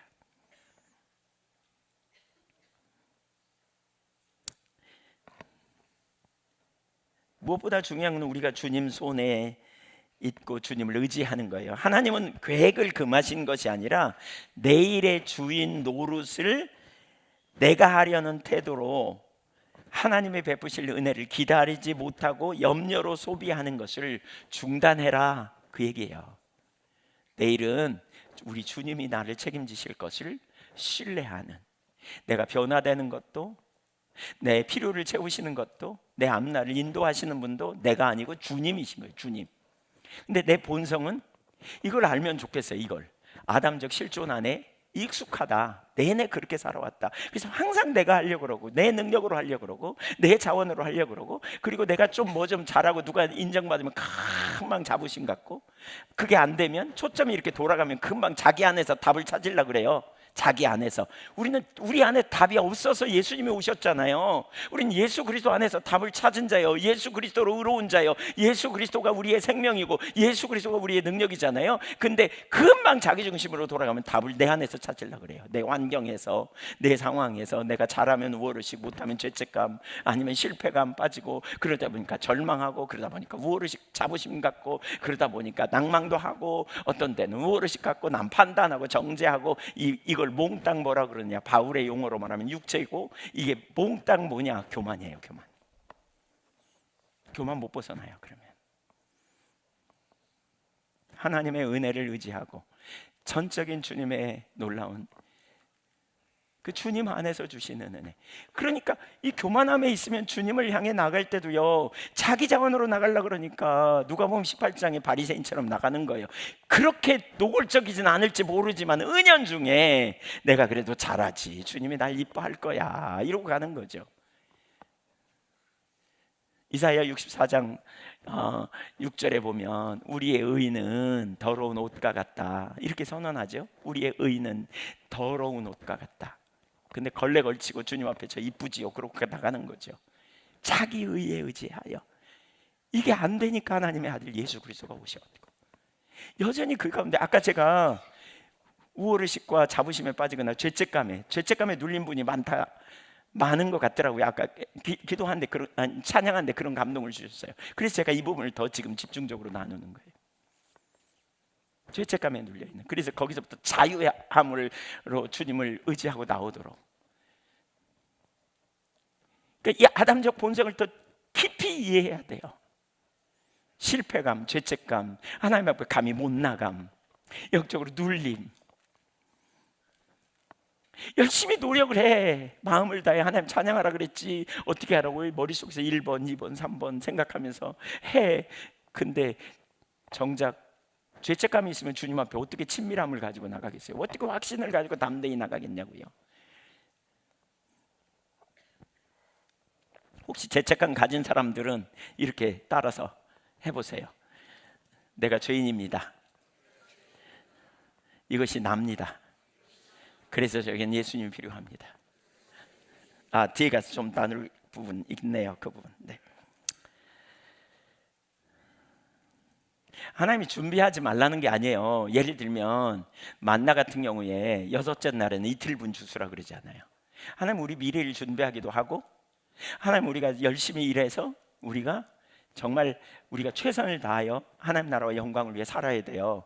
그러나 내가 했기 때문에 뭔가 얻어냈다, 내가 했기 때문에 내 자원은 잘 돼간다, 내가 뭔가 이룰 수 있다, 이런 생각 다 그거 어디서부터 온 거예요? 그거 아담의 실존이에요. 구원을 생각해 보세요. 우리 자원이에요? 하나님 자원이에요? 전적인 은혜예요. 그래서 모든 영역에서 우리의 삶의 모든 부분을 주님 손에 맡기고 살아가야 돼요. 주님 안에 의지하며 서야 돼요. 주님 안에 거하고 주님이 우리 안에 거하는 삶의 실제가 되어져요.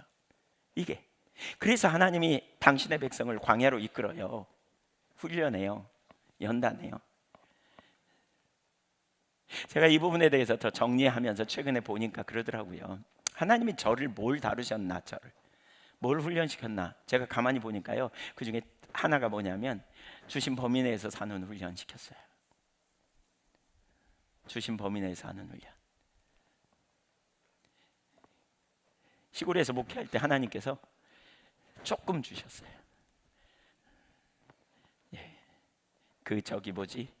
저기 환난의 떡과 고생의 물.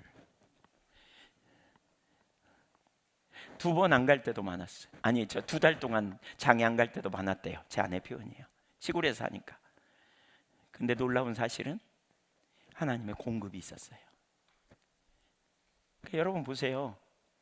여목사님 그런 표현 하셨죠, 어제? 과일이면 과일, 고기면 고기, 단 한 번도 틀리지 않고 하나님이 주셨다고. 근데 빚 얻어가지고 여목사님이 그냥 그렇게 살기 어려우니까 빚 얻어서 씁시다. 그래서 빚을 몽땅 얻어갖고 먹고 싶은 거 먹고 사고 싶은 거 사고 그렇게 살았더라면 그런 경험 했겠어요? 하셨겠냐고요. 그리고 여목사님의 그런 경험 하나가 은혜가 표적으로 해석되어져서 진짜 하나님은 공급하시는 분이구나, 차원이 다른 믿음으로 자라가죠. 제가 차원이 다르다는 표현을 쓴 건 뭐예요? 앞이 안 보이는 일에도 막 가잖아요. 여기 포도나무 교회 성도님들 좀 그런 느낌 안 드세요? 그런가요? 네, 이게 뭐예요? 하나님 말씀하시면 가. 왜? 필요는 주님이 채우실 거니까. 어떻게 그게 하루아침에 그냥 목사님에게 확 주신 걸까요? 아니에요. 이게 다 하트예요, 여러분. 이게 다 하트예요. 주신 범위 내에 사는 훈련을 통해서 하나님을 체험하는 거죠. 경험하는 거죠. 만나가 내리는 거예요. 막 만나가 물고기 막 까마귀가 날라와가지고 막 먹을 걸 주고 막 이런 그런 체험을 하는 거예요. 이거 다루세요. 하나님께서 훈련시켜요. 왜? 그래야 아담적 실존이 내려지고 하나님 자원의 삶을 살거든요. 만나. 또 하나님이 하시는 것 중에 하나가 뭐 여러 가지겠지만 한 가지만 더 나누면 관계를 다루세요. 관계. 우리 인간의 가장 기본적인 그 아담적 실존 중에 하나가 뭐냐면 관계 중독이에요. 우리는 누군가에게 인정받고 싶어요. 누군가가 나를 바라보면서 웃어주고 누군가 나를 인정해주고 잘한다 그러고 이런 소리 듣고 싶어 하거든요. 저도 그런 거 되게 많았어요. 근데 그런 상태로 계속하면 무슨 일이 벌어진 줄 아세요? 그러면 하나님은 안 보여요. 사람이 나를 쳐다보고 사람이 인정해주면 그냥 해요. 근데 사람이 인정 안 해주면 코가 쑥 빠져요. 그게 뒤집어져요. 그러니까 하나님 이 부분 다루세요. 이 부분 다루세요. 사방을 막고요, 억울한 일을 경험하게 하고요, 때로는 이해할 수 없는 환경을 만나기도 하고, 때로는 진짜 아까 그 프로그램이에요. 하나님이 사람들로 내 머리를 짓밟고 가게 하신다 그랬잖아요. 시편 66편 12절에 보면 11절 보면 짓밟고 가게 하시는, 그러니까 억울한 일도 경험하고 왕따도 경험하고 예상치 못한 문제도 생기고, 그래 우리를 딱 어떤 환경에 집어넣어요. 그러면 그때 우리는 힘들죠. 죽을 것 같아요. 너무 막 억울하고. 근데 바로 그런 순간에 우리가 뭘 해야 되냐면 다 차단하고 주님 찾아야 돼요. 그리고 그 기간이 뭐냐? 사람보다 주님과의 관계가 더 깊어지는 기회가 돼야 돼요. 그리고 그렇게 되잖아요. 그러면 그 이후에 하나님이 사람들 앞에서 나를 높여주세요. 드러내요. 그리고 이 훈련이 되면 무슨 일이 벌어지는 줄 아세요? 그러면 그 다음에 사람의 나를 대하는 태도 여부에 의하여 내가 휘둘리지 않아요. 휘둘리지 않아요. 사람이 나를 어떻게 대하는지 상관없이 내가 주님께서요. 저는 다윗도 그런 훈련을 받았다고 봐요. 요셉도 그 훈련 받은 거죠. 보디발 장군의 아내의 배신 경험, 형제들의 배신 경험 완전히 차단되면서 그는 하나님만 보는. 그러니까 그 다음에 이렇게 되면 다른 사람들을 진짜 섬기게 돼요. 진짜 섬긴다는 게 뭐예요? 여러분, 인간에게 우리가 민감하면, 사람들에게 기대하는 바가 있으면 내가 사람들에게 뭔가 섬기잖아요. 플로잉 한다 그러면서 뭐 이렇게 섬기잖아요. 그리고 섬긴 다음에 그 다음에 봅니다. 저 사람이 나를 어떻게 대하나. 내가 그래도 이렇게 열심히 노력하고 내가 섬겼는데 어떻게 나한테 이렇게 어떻게 이렇게 내 편이 아니지? 섭섭병이 막 올라옵니다. 그게 시험 듭니다. 그건 섬긴 게 아니죠. 진정한 섬김이 아니죠. 그건 사실 내 사람 만든 거죠. 그러면 하나님, 진짜 하나님의 사람이 되지 못해요. 온전한 하나님의 사람이 되지 못해요. 관계에 끌려가요. 관계 때문에 하나님을 경외하는 일 못해요. 그래서 이 부분을 뛰어넘게 해요. 사람이 뭐라 그러든지 내가 하나님 기준 가운데 서고요. 어떤 사람이 잘못 가더라도 친분 관계 때문에 끌려가는 거예요. 거기 어쩔 수 없이 그냥 이렇게. 근데 진짜 하나님을 경외하는 사람이 되기 위해서 하나님 우리를 빚으세요. 훈련하세요. 아담적 본성 철저하게 다루신. 주도권을 주님께 드리게 하는 삶. 또 뭐 그런 영역도 있죠. 내가 왕이 아니고 주님이 주도권. 그래서 그분이 말씀하시면 그분의 뜻대로 살겠습니다. 여러분, 주님이 말씀하시면 주님 뜻대로 살겠습니까? 대답해 보세요. 사시겠습니까? 안 사시겠습니까? 살겠습니까? 주님이 다 듣고 계십니다 지금. 그래갖고 그래, 내가 너를 훈련시킬게. 그런 사람으로 만들도록. 그래갖고 내가 가고 싶지 않은 그곳에 가게 해. 그리고 거기 있으래. 죽을 것 같아. 죽을 것 같아. 내가 볼 땐 저기가 좋은 곳인데 여기 있으래. 왜? 아니, 이스라엘 백성들이 광야에 있고 싶겠어요? 거기 있고 싶겠냐고요? 아니, 하루만 죽고 싶겠어요? 더 많이 죽고 싶지. 이런 훈련을 시킨단 말이에요, 하나님께서 우리를. 왜냐하면 진짜 아담적 실존에서 벗어나 정말 하나님 자원의 삶으로 나아가도록 우리를 빚어가기 위해서 일을 하세요. 일. 이런 일.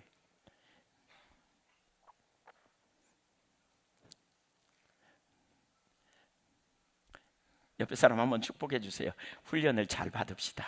이렇게.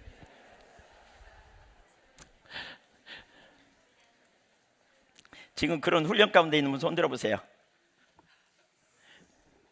예, 축복합니다, 여러분. 전 여러분 좋아합니다. 하나님이 여러분을 통해 행하실 일이 참 기대가 됩니다. 근데 비극일 수도 있어요. 왜냐하면 20년 전에도 손 들었는데 오늘 또 손 들고 있으면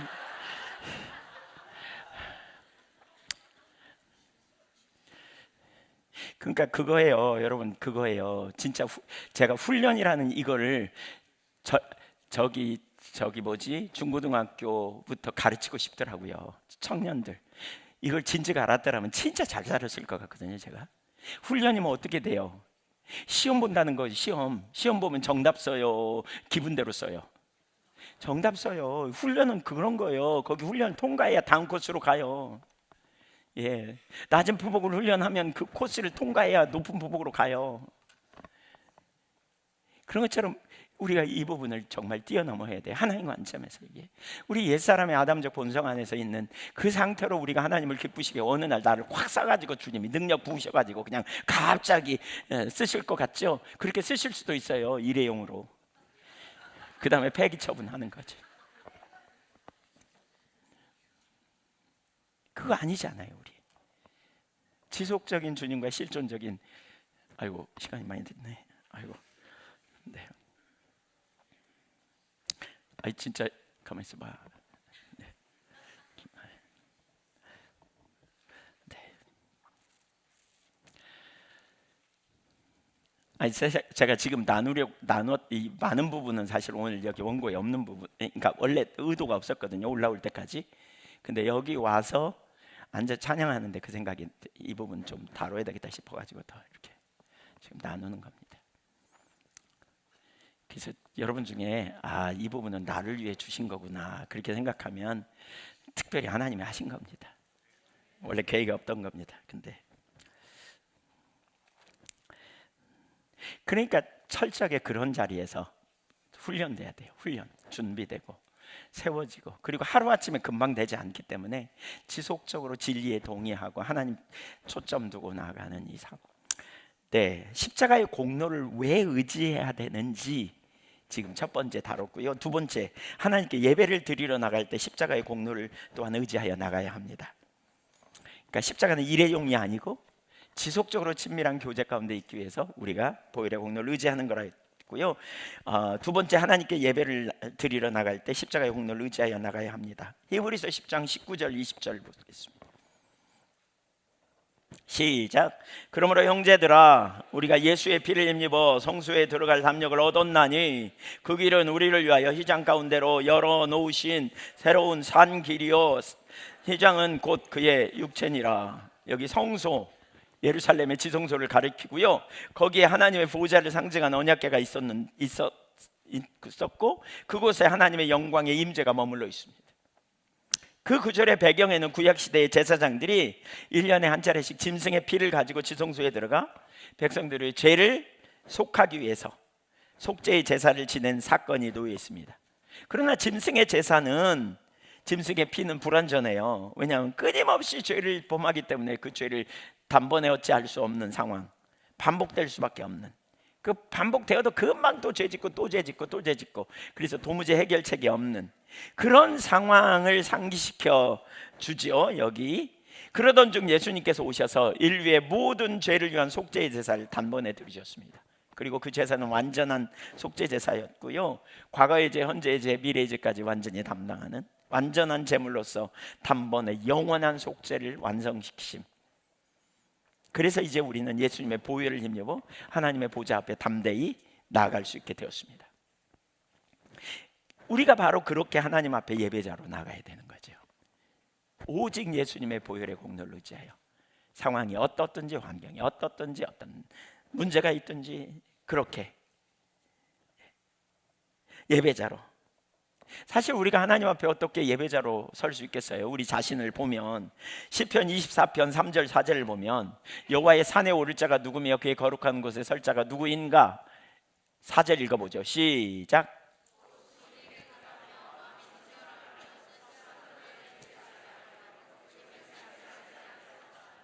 그러니까 이걸 보면 뭐라 할 수 있어요? 우리의 의로는 하나님의 보좌 앞에 나갈 아무런 그 단 한 명도 없음을 볼 수 있어요. 그러니까 주님의 보좌 앞에 우리가 나갈 수 있는 아무런 자격이 없다는 걸 알 수 있어요. 누가복음 18장에 바리새인들, 누구보다 열심히, 바리새인은 열심히 충성된 삶을 살았지만, 그리고 하나님께 당당하게 자기의 행위를 고백하면서 의롭다고 평가받기를 기대했지만, 그러나 주님은 그의 기도가 응답되지 못한다고 말하고 있어요. 그러니까 왜? 우리 중에 아무리 선하고 의롭고 온전한 것 같아도 우리의 중심, 하나님의 그분의 눈으로 우리를 어떤 눈으로 바라보시는지 우리가 알게 된다면, 하나님은 전지하시는데 그분의 관점으로 우리를 본다면 우리 중에 선하고 의롭다함을 받을 육체가 단 한 명도 없는 거죠. 그래서 오직 하나님이 내신 유일한 길이신 십자가에 달리신 예수 그리스도야말로 우리를 위한 유일한 구원자요, 처방이요, 그분 안에서 우리는 영원한 생명을 얻게 되는 것이죠. 빌립보서 3장의 바울처럼 그래서 우리는 철저하게 십자가의 공로를 의지하는 삶으로 가는 거죠. 바울이 그렇게 말하잖아요. 빌립보서 3장 7절 이하에 내가 유익하던 것을 배설물로 손해를 여긴다. 왜냐하면 내가 의롭게 된 것은 육체의 행위로가 아니라 그리스도를 의지함으로 말미암았기 때문이다.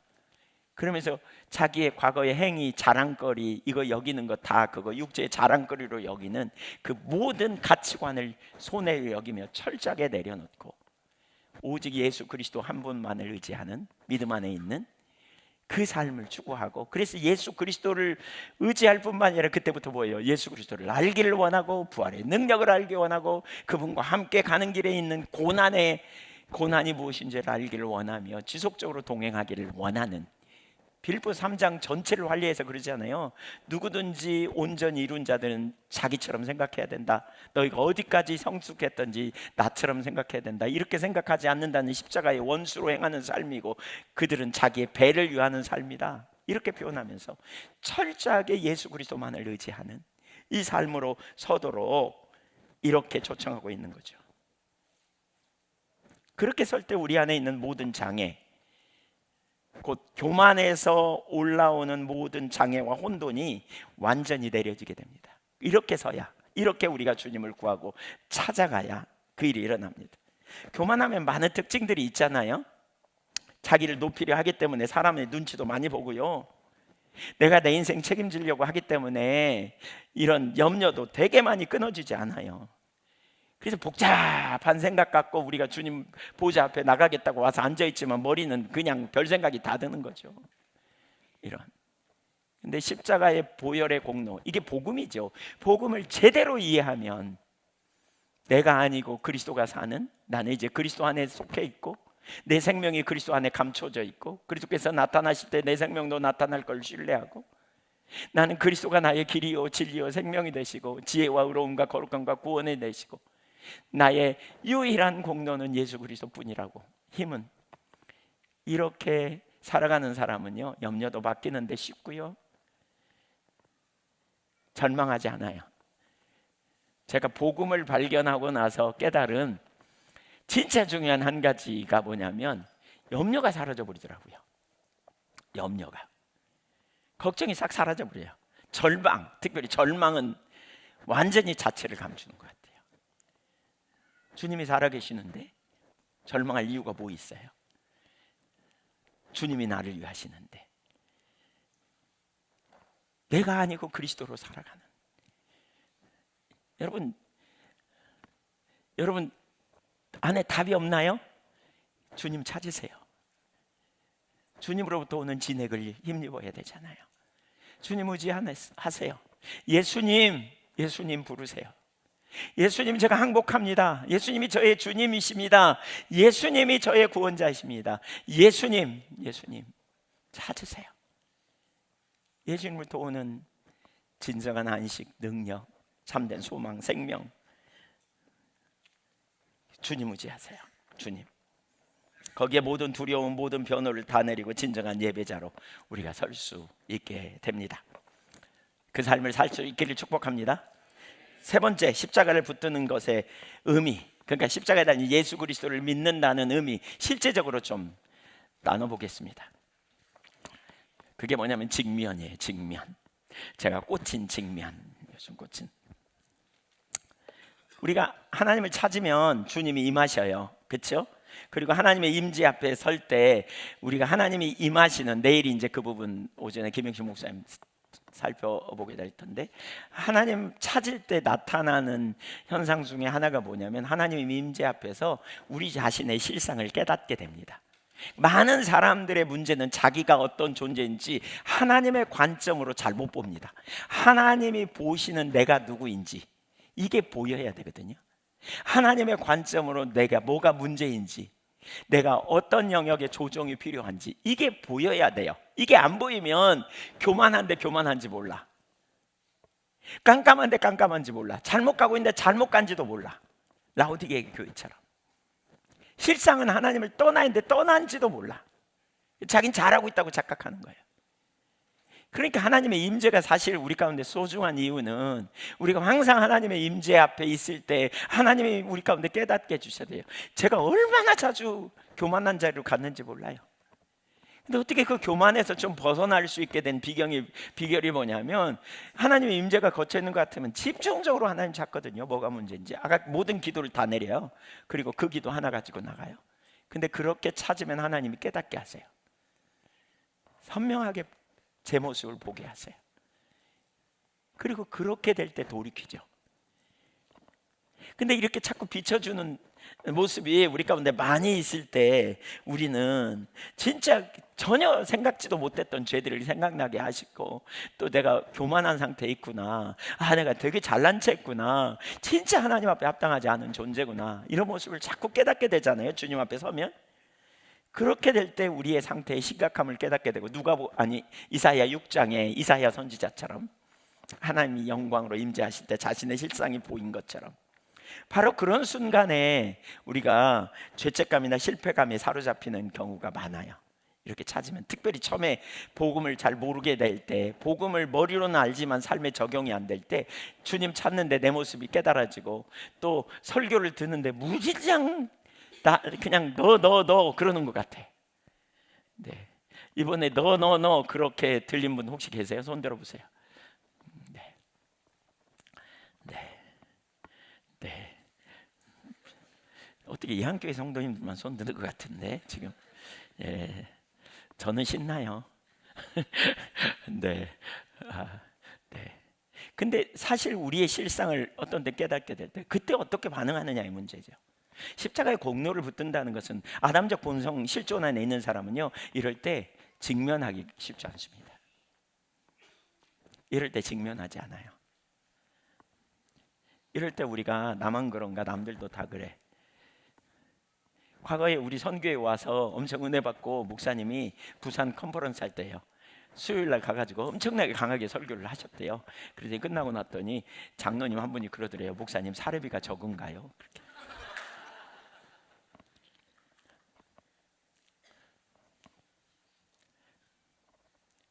그렇게 봐요. 그렇게. 왜 때려? 왜 찔러? 그냥 두지. 우리 잘하고 있는데. 근데 진짜 왜 그런 심정으로 설교를 하는지, 왜 소리를 지르고 왜 그렇게 말하는지, 그렇게 해야 돌아서야 회복이 있고 거기 주님의 생명이 흐르거든요. 진짜 주님의 자원으로, 주님의 능력으로 살아야 되는데, 주님이 공급하시는 그 능력 안에서.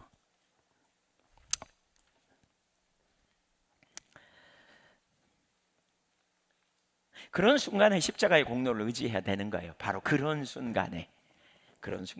히브리서 4장 펴보세요. 히브리서 4장 11절부터 16절까지 보겠습니다.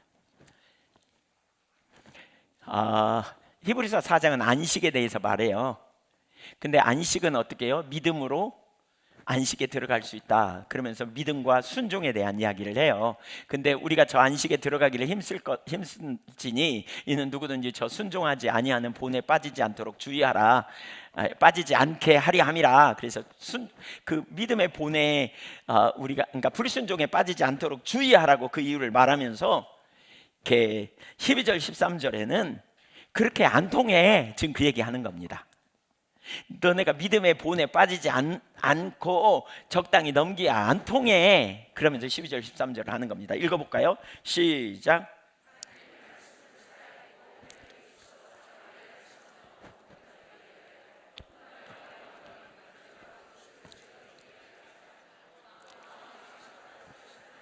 잠깐 설명하고 지나갈게요. 그러니까 하나님 말씀은 인간의 내면 전체, 정신, 영적 차원, 육체적 깊은 곳까지 다 통찰하시는, 그래서 다 드러내신다는 거죠. 그러니까 하나님의 말씀의 전적 통찰력을 강조하고요, 외면만이 아니라 동기, 의도까지 하나님의 말씀에 역할이 있다는 거예요. 그 기능이 있다는 거예요. 그러니까 말씀이 드러내는 건 하나님 말씀의 기능이에요. 예. 그러니까 찌른다는 거예요. 그냥 그런 표현으로 말하면 드러낸다는 거예요. 내 상태를 드러내, 우리의 생각을 드러내, 우리가 어떤 상태인지 이걸 다 알게 해. 왜 하냐? 13절 보세요. 13절 시작.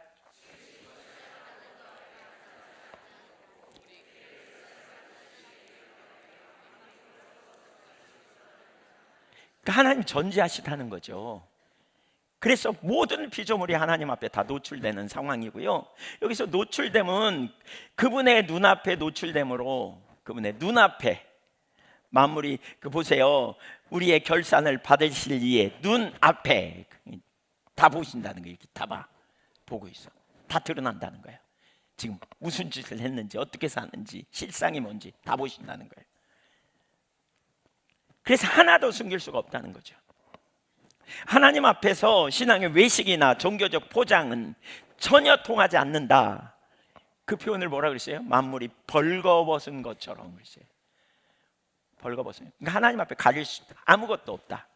여러분, 우리가 기억해야 될 놀라운, 그러니까 우리가 인식해야 될 사실이에요. 그리스도인은 정직해야 돼요. 그래서 가릴 수가 없어요. 감출 수 없어요. 감춰봤자야 우리는 사람 앞에서 사는 게 아니고 하나님의 임재 앞에서 살기를 진짜 원한다면, 여러분이 하나님의 임재를 쫓아가는 사람이라면, 소중히 여긴다면 하나님 앞에 감출 수가 없다. 그래서 우리는 정직해야 돼요. 정직해야 돼. 이게 얼마나 중요한지 몰라요? 그러면서 뭐라 그랬어요? 여기 우리 하나님이 누구라고요? 거기 9구절 다시 한번 올려주세요. 하나님이 누군지 보세요. 여기 우리의 결산을 받으실 분이라는 거예요. 이 결산이 언제 있어요? 언제? 우리 인생을 마감하고 우리가 그분 앞에 서게 될 때, 그때 결산하신다는 거예요. 결산. 예. 최종 결산. 마지막에 하나님 앞에서 삶을 보고해야 될 책임이 우리가 있는 거예요. 전 이걸 보면서 좀 그렇더라고요. 우리가 말씀 앞에 설 때 얼마나 불완전하고 제 가운데 있는 자인지 깨닫게 됨. 저는 그 한편으로 제가 이 구절을 설명하면서 지난번에 교회에서, 예한교회에서 그렇게 말했습니다. 복음을 가장 잘 함축적으로 요약하고 있는 부분이 이 부분 같다. 복음을 가장 잘 함축적으로 이해하는. 그게 뭐냐면 하나님 말씀의 기능은 우리가 죄인이라는 걸 깨닫게 돼요. 죄인인데 죄인인지 모르거든요. 그러니까 죄인이라고 말하면 성질내죠. 근데 말씀은 죄인이라는 걸 드러내요. 실체를 드러내요. 그러면 그때 어떤 태도를 취하느냐는 거예요. 어떤 사람은 뭐예요? 그런 걸 드러내면 나만 그런가? 다 그러지? 세상이 그러는데 나보다 어찌라고 뭐 이렇게 이해하는 사람도 있고요. 합리화하고 그러면서 그래요. 그냥 에이 뭐 어쩔 수 없어 뭐 그러면서 이렇게 미루다 보면 마지막 순간에 다시 돌이킬 수 없는 시간이 오죠. 그건 심각한 거잖아요. 불신자가 가는 영원한 곳에 가는 거죠. 돌이킬 시가 없으니까. 심각한 거예요. 여러분은 직면했어요. 죄인이라는 걸 인식하고. 그래서 하나님의 아들 예수 그리스도를 믿었겠죠? 믿었죠? 그리고 영생을 얻었어요. 맞습니까? 네. 어떻게 소리가 아닌가요? 맞죠? 네, 맞아요. 그러니까 핑계대고 합리화하고 뭐 이런 일들이 일어나는 무서운 일이죠. 그게 끝이 아니에요. 여러분 옆에 혹시 가족 중에 그런 사람들 또 옆에 주변에 있으면 이걸 얘기해 줘야 돼요. 제가 이런 얘기해요. 사람들한테 이런 얘기. 죽을 준비 됐냐고. 최근에 저희 형제들이 저보다 다 나이가 많거든요. 그 전화 와가지고 건강 조심해, 건강 잘 챙기고 오래 살아야지. 그래서 제가 그 얘기를 자꾸 듣다가 그랬어요. 아, 나는 저기 천국 갈 준비 됐다고. 형님들 준비 됐냐고. 그래서 이제 오는 순서는 있지만 가는 순서는 내가 먼저 갈 수도 있으니까 준비된 사람이니까 난 괜찮다고. 본인들 걱정해보라고 제가 그랬어요. 준비됐는지 보라고. 이 구절 읽어주면서 결살 받으실 이의 눈앞에 우리는 서게 될 날이 온다. 지금은 없을 것 같죠? 아닐 것 같죠? 있다. 근데 보세요. 이게요 여러분 예수 믿고 그래서 구원 받았어요. 맞습니까? 근데 그 직면을 우리는 예수 믿었으니까 안 해요. 주님은 계속 하세요. 계속 하세요. 근데 진짜 많은 사람들이 그러니까 주님이 이렇게 말씀을 보내셔서 드러내도 직면을 안 하고 넘기는 사람들이 적지 않더라고요. 저도 그런 거 해본 경험이 있어요. 누가 말하면 저야. 근데 마음이 좀 높아지고 교만해지잖아요. 그러면 슬그머니 넘어가. 그냥 안 그런 척. 뭐 나만 그런가 이렇게 타협하고 넘어가요. 문제는 뭔 줄 아세요? 그러면요 교만이 안 깨져요. 그러면 친밀함도 안 돼요. 미루고 자기를 포장하고 변호하고 합리화하고 직면을 안 하면, 내가 하나님 앞에서 지금 하나님이 내게 주시는 말씀 앞에 직면 안 하면 이게 쌓이면 교만해져요. 병 걸린 거예요. 그러면 왜 친밀함이 안 되는 줄 아세요? 말씀이 열심히, 하나님의 말씀이 그 기능과 역할을 감당해서 우리의 실상을 드러내고 우리의 문제를 드러내고 지금 돌이키라고 말하는데 내가 합리화하고 직면 안 해. 조만간 병들어요. 그러면. 근데 그 속에서 친밀하다고요? 택도 없어요. 여러분 경험해 보셨을 거요. 하나님 말씀하시는데도 합리화하고 자기중심으로 돌아가면, 정직한 되면 이게 필요해요. 누구 앞에서 하는 거예요? 말씀이 누구 말씀이에요? 하나님 말씀이에요. 하나님이 내게 말씀하신다면 우리는 하나님께 반응하는 거예요. 그것이 무엇이든지 나를 아시는 하나님, 그 하나님을 정직하게 직면하는 거예요. 어떻게 기다리실래요? 결산을 받을 이 앞에 끌고 가실래요? 나중까지? 아니요. 우리는 알잖아요. 주님과의 관계, 친밀한 교제를 원한다면 즉각적으로 가야 돼. 즉각적으로. 오늘 설교를 들으면서 여러분 그런 일이 여러분 속에 있나요? 혹시 하나님이 너 그러면 어떻게 하실래요? 이따 나오세요. 이리 나오세요. 그런 분 나오세요. 이따가. 하나님 접니다. 나오는데 부끄러운가요? 직면하는 건 하나님 앞에 하는 거예요. 아까 다윗처럼. 이게 접니다. 하나님, 제가 그렇습니다. 항복합니다. 저 주님 필요합니다. 십자가를 의지하는 것은 직면에서부터 시작됩니다. 자신의 실상을 인정하는 거예요. 하나님 앞에. 그 다음에 두 번째로, 근데 거기서 끝나지 않아요. 그 다음에 무슨 일이 벌어지냐, 그 다음에 14절로 가보세요. 여기에 놀라운 은혜가 시작돼요. 14절 시작.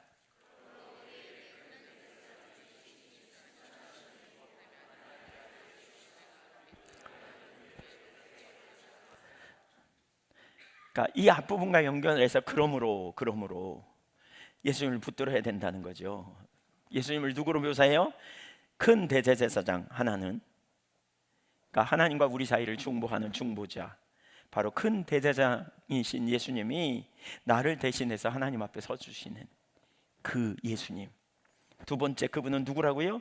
승천하시니. 단순한 인간 제사장이 아니고 하늘 성소에 들어가셔서 하나님 보좌 옆에서 나를 위해 중보해 주시는 분이에요. 나를 위해서 변호해 주시는 분이에요. 그 예수님이, 나를 위해 죽으신 예수님이, 나를 위해 십자가에 죄값을 치르신, 피를 뚝뚝 흘리시고 내 모든 죄값을 깨끗하게 하신 주님이 하늘에 승천하신 분이에요. 승천하셔서 우리의 주님의 보좌 앞에 나갈 때마다 주님이 우리를 위하여 중보해 주시죠.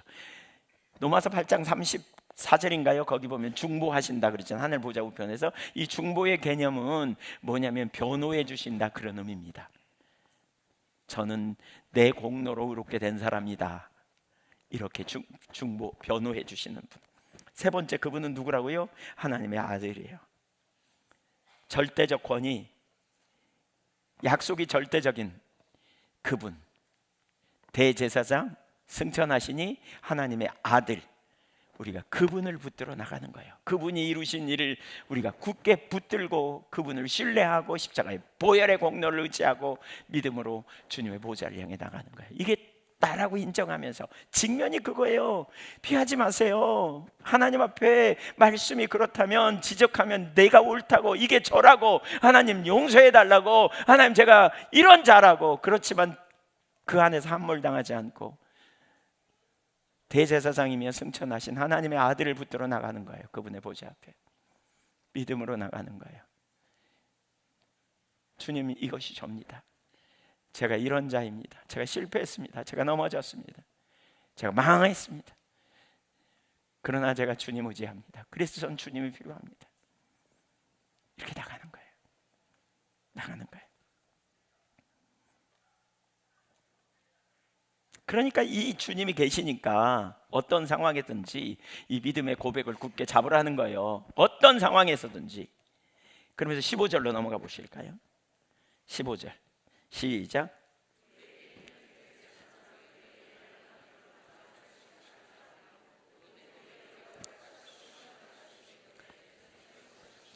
그러니까 14절에 하나님은, 예수님은 영광스러운 분이지만 우리와 차원이 다른, 그렇죠? 하늘에 계시고 대제사장이고 하늘에 계시고 하나님의 아들이고 우리가 너무 멀리 떨어져 있는 것 같아. 근데 15절에는요, 그 예수님은 우리와 동일한 인간으로 오셨대.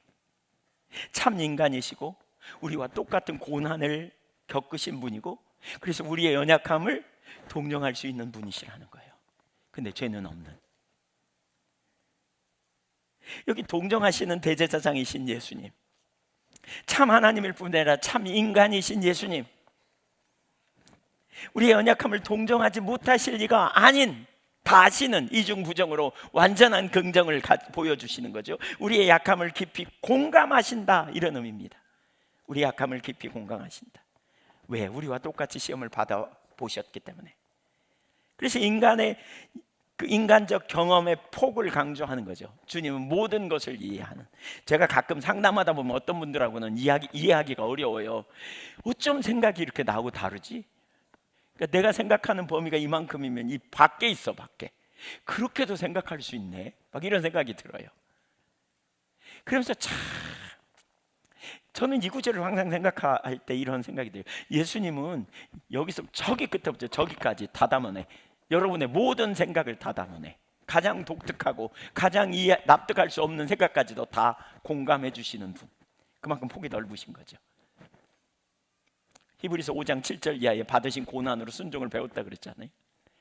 수많은 그런 경험을 통해서 인간을 이해하는, 아는, 그러니까 누구든지 그분 앞에 가면 이해가 안 되잖아요. 저도 들으면서 참 이분 이해가 안 된다 이럴 때가 있거든요. 어떤 때는 가끔 보면 너무나 생각이 차원이 다른.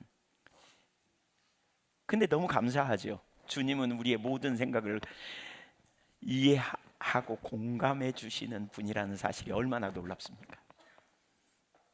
얼마나 놀랍습니까? 언제든지 달려가도 주님은 우리를 공감해 주시고 이해해 주시는 주님이신, 얼마나 놀랍습니까? 우리가 믿는 주님이 참 하나님이지만 참 인간으로 대제사장으로서 하늘에 계시면서 우리를 중보해 주시는 분이지만 동시에 참 인간으로 우리 연약함을 아시기에 우리가 언제든지 상한 감정, 우리가 문제 있는 거, 여러 가지 갈등, 심리적인 여러 가지 요인 주님은 다 아시고 계시면서 우리를 공감해 주시고 우리를 기꺼이 도와주시기를 기뻐하시는 주님. 한번 불러볼까요? 예수님. 네, 그 예수님, 그 예수님, 우리의 대제사장이시고 완전한 하나님이신 그 주님. 얼마나 놀라운지 모르겠어요. 얼마나 감사한 일인지 모르겠어요. 주님, 십자가를 붙든다는 건 그 주님을 붙드는 거예요. 그 주님을, 그 주님을. 그러면서 16절에 봅니다. 16절 같이 읽습니다. 그러므로 우리가 긍휼하심을 받고 때를 따라 돕는 은혜를 얻기 위하여 은혜의 보좌 앞에, 14절에 영광스러운 주님, 15절에 우리 사정을 아시고 공감하시는 참 인간이신 그러나 죄는 없는 그 예수님, 그 예수님, 이 두 가지에 기초하여 우리는 긍휼하심을 받기 위하여, 때를 따라 돕는 은혜를 얻기 위하여, 휴카이론, 시기적절한 은혜를 받기 위하여 은혜의 보좌 앞에 담대히 나가는 거예요. 시기적절한 은혜. 제가 개인적으로 최근에 체험한, 아까 예수님 얘기했잖아요. 예수님을 부를 때마다 시기적절한 은혜가 임하는 걸 정말 많이 경험해요. 정말 놀랍죠? 그래서 우리와 주님과 친밀한 교제 가운데 서도록 나아가 매 순간마다 포도나무이신 주님께 붙어있는 가지로서의 정체성을 가지고 주님을 찾고 구하고 의지하고 나아가. 그래서 우리가 경배 찬양할 때도 그 주님을 의지하여 나가는 거예요. 주님, 영원한 생명이 되신 우리 주님,